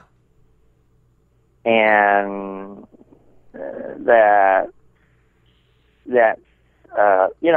you can't say, oops, they fell off a ladder. Right. Yeah, it's like, and I got scared and I did that. That looks a little premeditated. Yes. And stuff like or that something that like, they're hiding. Yeah. And people, and that's usually how psychopaths get caught, because they don't realize that they're so off with their lack of emotional response. It's like, why do you suspect me? Because you have total lack of emotion.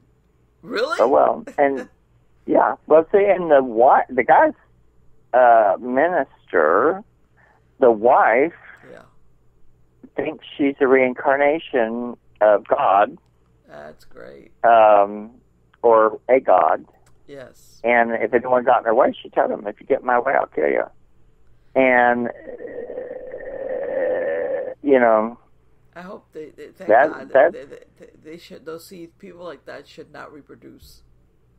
They should not be able to reproduce, no. But if they get in prison, you know, they allow prisoners to have families and get married. I know. That's just me being... Depending upon where they are, which I'm like, it should be prison. You should not be able to get married and have children and do things if you're in for life, you know. Yes. You're already in a house full of all sorts of people. So, you know, that should be your playmates. But yeah, this story is going to be interesting to watch, because usually I'm not so guilty, but this one looks pretty bad. I know, and I think that has ramifications. And like I said, once they start turning one and the other, and then they start telling, they're thinking, I got to make a deal here with the prosecution or something along those lines. I think that's what I can tell you. I think that's what's happened. That's why they knew where those children were. Probably. And where they knew where to dig. I think I think, they're all into, oh, I love you, love you, love you. Oh, Yeah. They said I could get 20 years instead of 50. Right. Yeah. You're God. And their attorneys tell them, this is going to work if you're the first one that makes the first deal. So, something like that. That's awful. And they said, and when they came to the property, the guy jumped in a truck and ran off. Wow. And I thought, well, I wonder what that looks like. Right, that's let's... but those children, I was very upset when I heard that story. Yeah, because I thought, how horrid and awful for those kids who knew what. And it's like, if you don't want your children, there are places you can take your children. Well, it sounds like there was family there that was worried about them. That was worried about them. They could have gone, but they didn't want anyone else to have them. Yeah. And it's like, at least, you can put them up for adoption, put them in an orphanage, do something. Yeah. Why kill them? And, it just, that story got me tore up. It made me furious. Yeah, because, I don't have children, but I would jump in front of a truck for kids. I would jump in front of a train over a child. Right. And here are these people who have them and just do things like that. And it's like you pointed out, they end up killing children without really having to. If the case is like, I don't want to be a parent, I'm a psychopath, and now I want to go off and live my life with my other psychopath partner, whatever, in Hawaii. In Hawaii. Okay. That's fine. But then don't kill your kids. I mean, you got family or somebody. But no, they just don't want. I know it sounds very, overdone, but we don't want any loose ends, like you said. I don't want. Or who knows? Maybe what those kids saw when they were growing up. Yeah. Maybe, I'm sure we'll get filled in once this, if it ever goes to court. Unless they please something with make plea deals. Oh, it'll go to court. It's just going to depend upon what they let us know. But with that one, they have to. That's just and two, the Dumb and Dumber thing is, if you do a crime, get it where you're not caught. Right. And there's always, they kill these people. People kill other people and get caught. And so the person was killed for absolutely no reason. Right. That may not sound right, but it's like, Or in some cases, I'm they glad they're start caught, digging. but they start digging, and then they find more stuff than what they originally were looking for. Yeah. Because I have heard of that. I have heard of. Yeah. All of a sudden, they discover, wow, this person that disappeared 15 years ago, 10 years. All of a sudden, it becomes like a killing field. In other words, so yeah. When you have a farm and a couple of bodies are found, I bet you they're still maybe looking around. If they had any other family members that all of a sudden disappeared suddenly, or friends or anything like that. Oh, yeah. And it happens every day. It happens every day. Yes. And there was... Yeah. It's just, these poor little kids killed for nothing. And who knows what these freaks thought. And if there's a justice, they'll get what. But the law only can do so much. So, they're just, the most they can do is keep them in jail. Yeah. But the mother, if she gets found to be insane, she can probably get out in a few years. Yeah. And I don't think that's fair. No. And I hope that they don't do that. They have to really try her as cognate. She needs to be sitting somewhere. She doesn't need to be outside. Premeditation, the whole 9 yards. Yes. Yeah. If all these stories are true, she doesn't need to be going anywhere. Yes. She doesn't need to get back out because I think they have other. He had children. Right. So I don't know. I understand there's a special treatment for prisoners that are. They go after children killers. Crimes against children. Yeah, the other prisoners. It's really funny. Some of them have probably done horrible things, but everybody has this thing about kids. Like even among. Oh yeah. Even among prisoners. Yes, they have honor amongst prisoners, and if it's about children, molesters, pedophiles, or killers, those people are dead.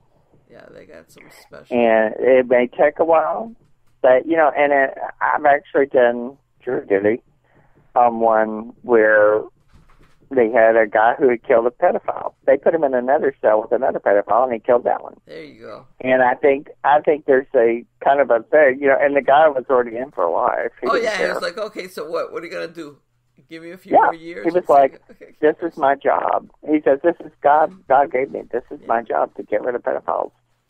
Yeah, I can see that. And it's like, woo! Yeah. So they have their own code of ethics. Yeah.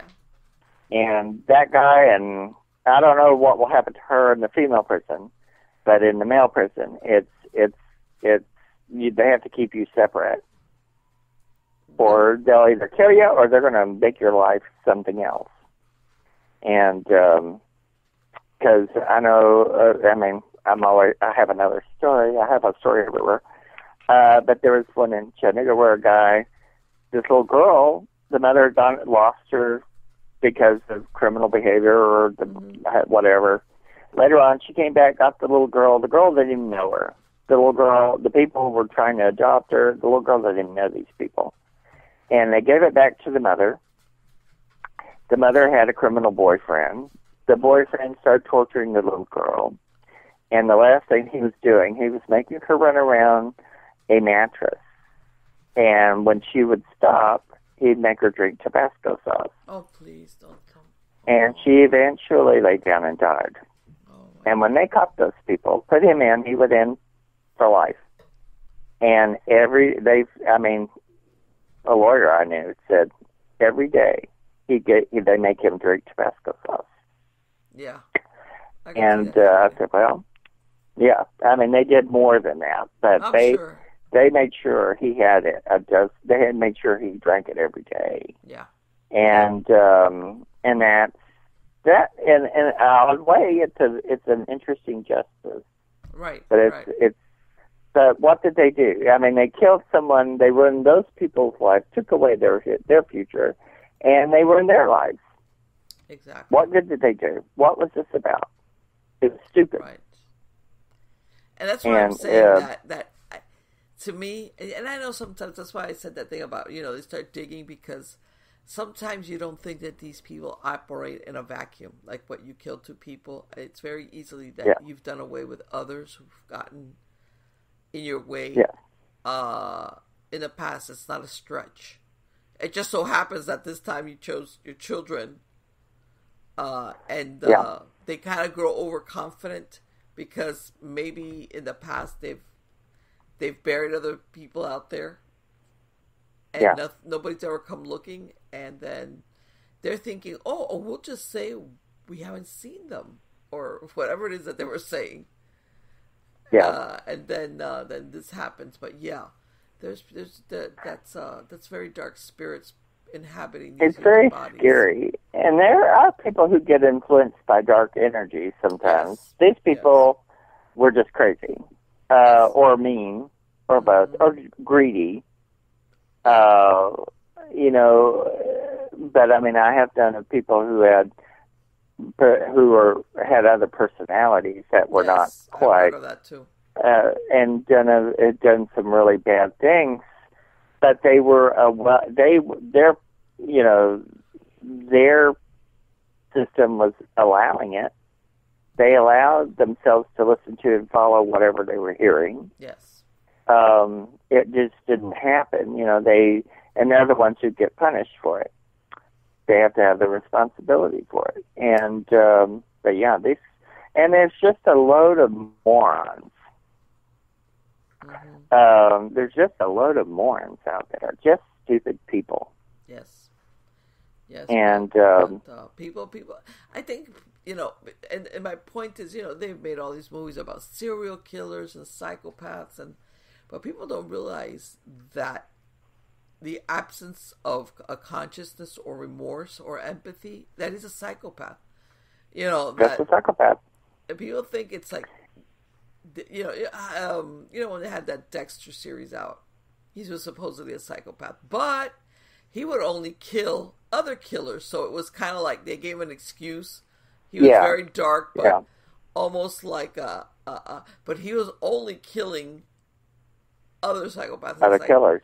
That's a heightened version. When you're a psychopath, you don't make that distinction. You're not gonna be like, I'm gonna service society. No. You don't care about that. No. And until you really get to look in the eyes of a psychopath, you really don't know what dead means. Yeah. They only see other people as things. Yes. They aren't looking at you like you have feelings or you have thoughts or you want to live. They're looking at you for whatever thing it needs to feed in them, which is either entertainment, sexual, spiritual, whatever it is for them. Just to be able to control. Because that's really what motivates them is control. Yeah. It's about making that person a blank slate for them to create their fantasy on. And it doesn't matter what they do to you, how they do to you, or what you beg for. But like I said, if you get to look in their faces and their eyes, you're a dead duck. Well, a lot of people will point out, but somebody like that BTK killer, they're married, they have children, and people don't understand. Sometimes they acquire because they use let's say the family persona. Like, in other words, I'll get married and I'll have the kids. Yeah. Not because I really love them, but because I need it to look normal. Well, they use it as what they used to call a beard. Right, yeah. They go, oh, well, he couldn't have done that. It's Ted Bundy. They almost had him at one point and said, well, he's too clean cut for this. He couldn't possibly have done this. And they quit looking at him, even though girls were calling in and said, we think it's him. Yes. And they go, well, no, he doesn't fit the description. Right. And because he was dating people, he had people who had dates. I knew a friend Cynthia Brundage, a friend of mine, she knew a girl in Salt Lake that after church, he went to church with them, and he would walk them home because of the strangler that was out. He was the strangler. Who was he it? Was the strangler they were supposed to be protected from. He was walking them home. who's this author, Anne Rule. I think she worked with him. This was really a long time, at the very beginning of Washington State. That's a messed up thing. Yeah. And she says it, you would never, ever think that this guy was capable of doing what he was doing, because he looked so wholesome, so clean cut, so like how could you be a monster and actually behave so normally? Yeah. Well, that's how they meld in. Well, they have to have a beard or a sham to make it look like they're fitting in. They would never do that. Exactly. It's like, and he got away with years. Yeah. Years like that. Yeah. And the girls, I mean, there was one of the girls that wrote about him, that thought he was guilty, thought it was him, and she still was dating him and pursuing him. That's scary. It's like, I'm like, what? You think he's a serial killer and you're dating him? No, let me tell you something. And sometimes you always think, is there no self-preservation in your personality? Because if I ever got a whiff of something, I'd be like, I'd be like, I'm never going to answer a phone call from this person ever again, much less go out with them. Forget it. No. Well, I mean, a long time ago, I dated somebody who, they were nice. They had a beautiful house. I never got to go in their house. But at some point, they told me, they had some pets that had died, and they put them in the refrigerator, and the refrigerator died, and they just got another refrigerator and had the refrigerator sitting in their kitchen. And I went, oh, God, I'm going to end up in Tupperware. Yeah. And I got away from that. I got away from that person too fast. And, then it took me a while to get my, to go, To me, I'd be like, because you don't please know. don't share anything with me that you're going to be sorry later on that I know. Forget it. It's like, and this person, you'd never know. They were always clean-cut looking. Everything was nice. They were very hardworking and everything, but here they had dead pets and dead refrigerators in their kitchen. No. And I was like, have you ever thought of throwing the refrigerator away and burying your pets? No. That's the kind of stuff. And they had a roommate, and the roommate was part of this. And I thought, oh. So you never know. And you have to have self-preservation, and these women and men that don't, they're just wanting to die anyway. They want to commit suicide and just can't do it. They're just waiting for somebody else to do it. I'm glad you pointed that out, Mark, because people don't realize what a death wish is. No, and they're waiting for someone else to fulfill that. They're too chicken to kill themselves. So let me go with this person. Yeah, everybody thinks that Death Wish is that 1970s movie, and it's no. Death Wish is something like what you described, where people put themselves intentionally in such risky situations. In terrible positions. Over and over again. Yeah. Over and over again. And it's a thrill for them, I think. Or they're so broken somewhere, they're just, I don't know what that is, but there's like people marrying guys who are murderers in prison that they've never seen. Yeah, I've heard of that. wanting to marry Charlie Manson, come on. What is that? I don't know. I really don't know. That's the one that I think they need to study too.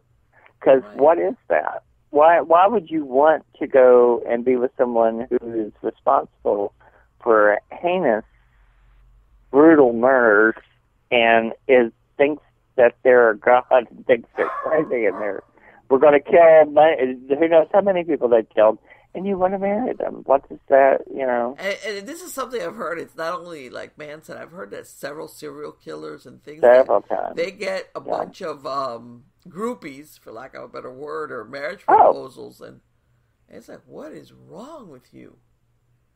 Oh no! And see, people like Tex Watson. He got married, has 4 or 5 kids. Isn't that sweet? And in prison. Yeah. And some girl had to go out of their way to do that. And to have children by a psychopath. Exactly. Woo. Wasn't it Manson's grandson? Is it his grandson? I don't know if there's somebody that changed their surname, but and I know Manson's grandson. Yeah, he's around. Oh yeah, that showed. I mean, he had several children because they were the free love and free, penicillin, kind of thing.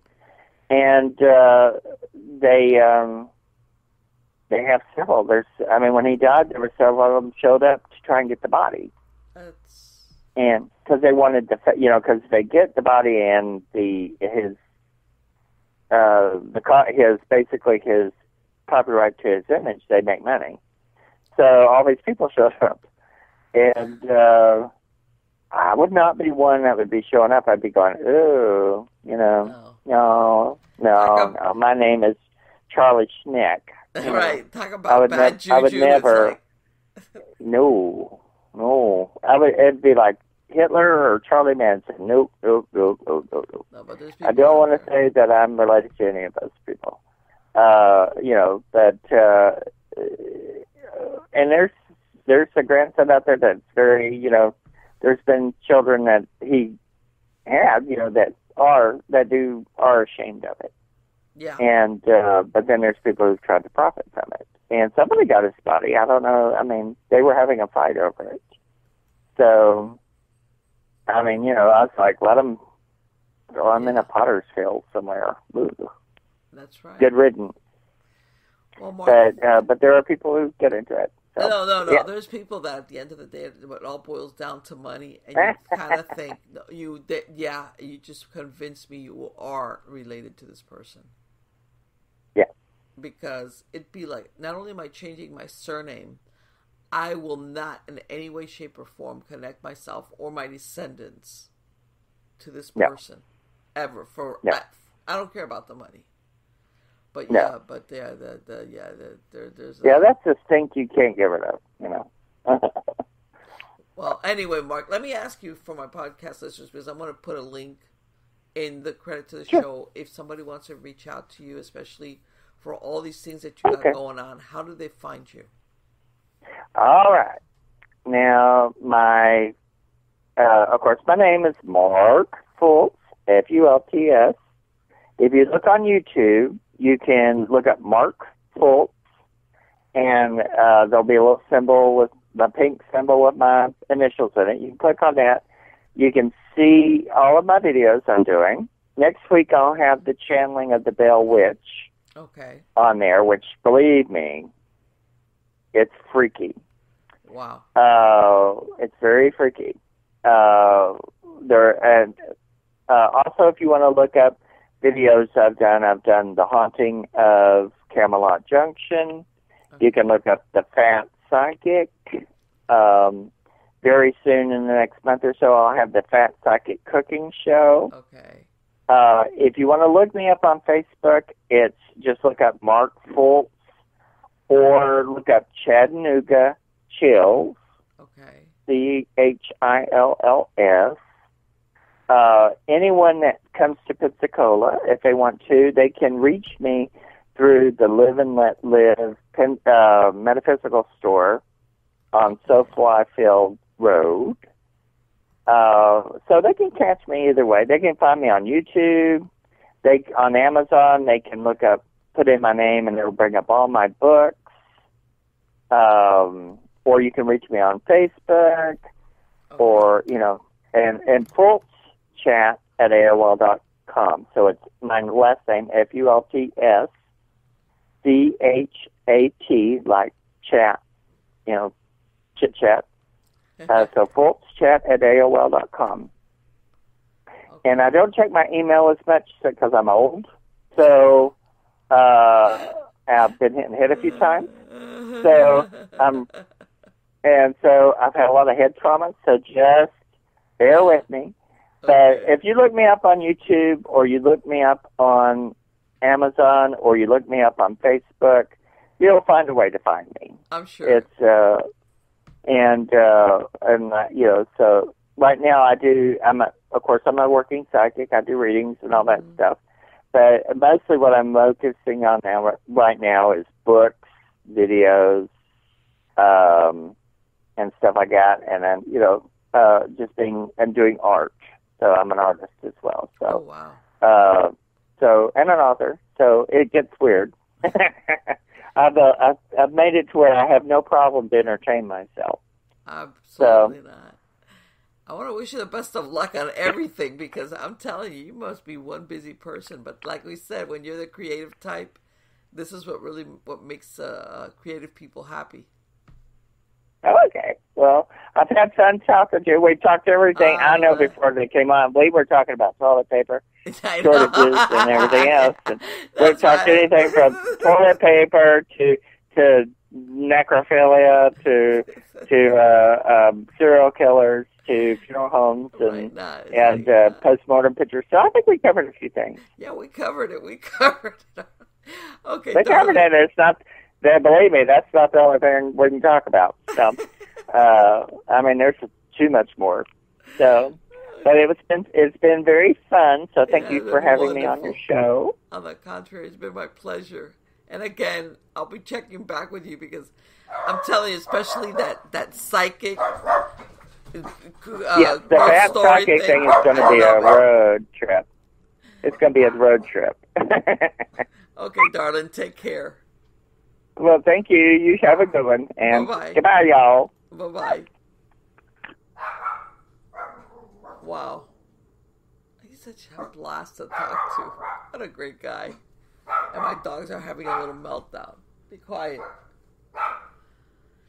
Yeah. But anyway, guys, I love Mark, because it's really funny, because before we started rolling, we were talking about all these recent things that have gone on because of the COVID-19, and we got stuck about everything, about how everybody got fixated on the toilet paper thing, and we just didn't get it. He didn't get it, and I didn't get it. And I was telling him, man, some of the funniest memes I've seen go around the toilet paper thing. Like if it's something like this, I'd be like, well, maybe extra food, or I don't know, but that whole toilet paper thing escaped me totally. And him, obviously. But yeah, we were having a good old laugh about that. And I want to say one of the things that's what I got to bring him back. I got to bring him back, because especially once he gets all these projects like that he's got the videos and, all these books and everything. I can't wait. I can't wait to see them. I'm not going to lie. I'm looking forward to the cooking ghost story thing. Because to me, it's like, what? I can't believe nobody really has ever thought of this. But to me, personally, I think it's a fabulous idea. Because it's like, let's learn how to cook these funky dishes. And in the meantime, I'm going to be talking about some weird ghost story stuff. And we're going to mix it around into the recipes or I think that's fantastic. Let me tell you something. This is... when they would have those, whatchamacallit, the creature feature. Oh my God, my dogs are I have somebody staying upstairs in my house. It's my grandson. And you would think, because he's spending the summer here with me, that by now they would be used to him. And he makes a noise because I live in an old wooden house. And anybody that's lived in old wooden houses know that if you going upstairs, and he's a big guy, he's a real big guy, there's always something that squeaks, a wood, something. So my dogs, every time, it's like, oh, I'm ready to kill them. It's like, haven't you gotten used to it? But obviously they're not, because you hear them. So yeah, the extra noise, my dog's overreacting. Like, those car alarms that you hear that always constantly go off, drive everybody crazy. That's what my dogs have become lately. It's like, I'm ready to kill them. But anyway, getting back to Mark, I can't wait to see him in that project of all the ones that he talked about. Because to me, it's like that's what a great idea. And like I was saying, creature feature, where you would have these movies, sometimes real campy horror movies, but the host, like Elvira, or would have other stuff, would just make the whole thing, the whole, package and they became memorable. But yeah, that's he's a super interesting guy, and of course he's going to also do the virtual tours. I know for many years he did actual walking tours, I believe, when he lived in Chattanooga. So he's got a lot of stories, either stuff that personally he's witnessed or that he's heard about throughout the years. And that thing also, the fat psychic, that's another one. That's great that we were talking. Yeah, that's what happens also when you stay at home and you can't leave and you've got food, but going out, you're not really allowed to go out that much. So guess what? You put on some extra weight, and yep, that's what happens. That's what we were talking about when you're younger. But it's like I told him, yeah, Mark, but lately it's like also you're stuck at home, and what else is there to do except snack on stuff?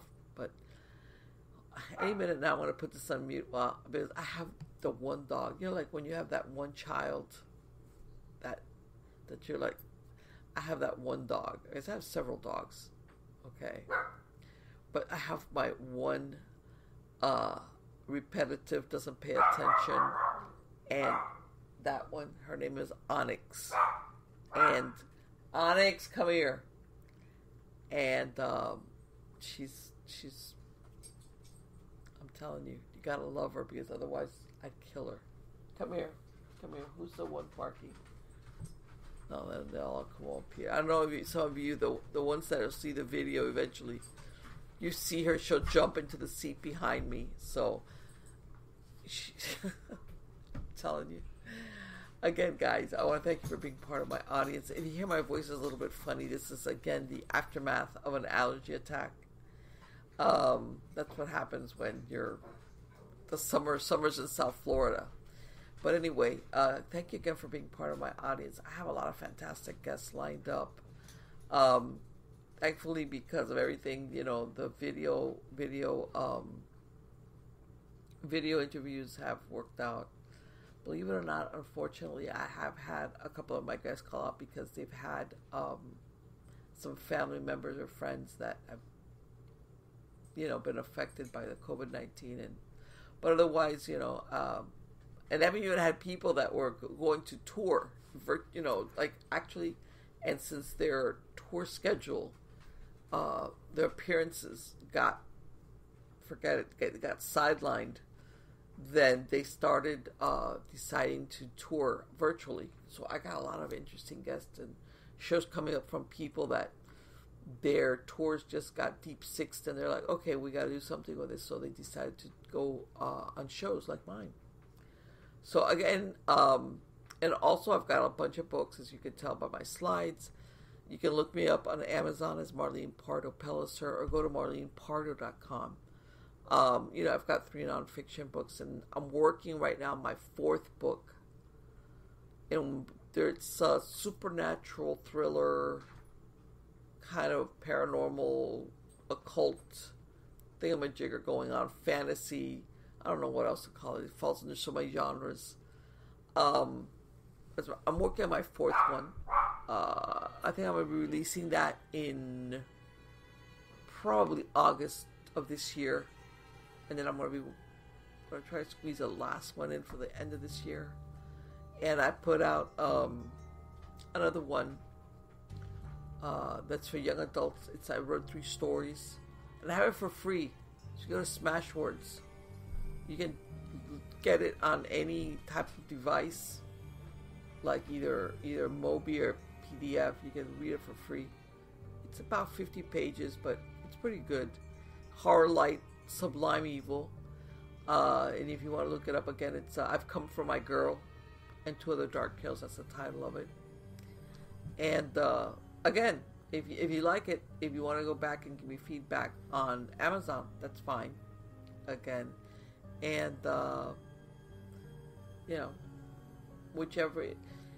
Also, if you have, this is apart from that, and this is reaching out to my true believers. If you've got some stories, first-hand, second-hand, that you want to share with me, go to MiamiGhostChronicles.com. There's a tab there for submit your story. And if you don't want to tell me the entire story up front, tell me a little bit, and I'll get, if you want, I can interview you. You can write it out. However you're willing to submit it, I'm willing to accept it. If you need anonymity, I'm very good on anonymity. Whether it's you as the person relating it, or even people that are part of the story, I can do that. I'm very good at that. I don't have a problem with it. So don't forget, I call that my True Believer stories. And again, you're all wonderful, and I look forward to spending some time with you next week. Take care.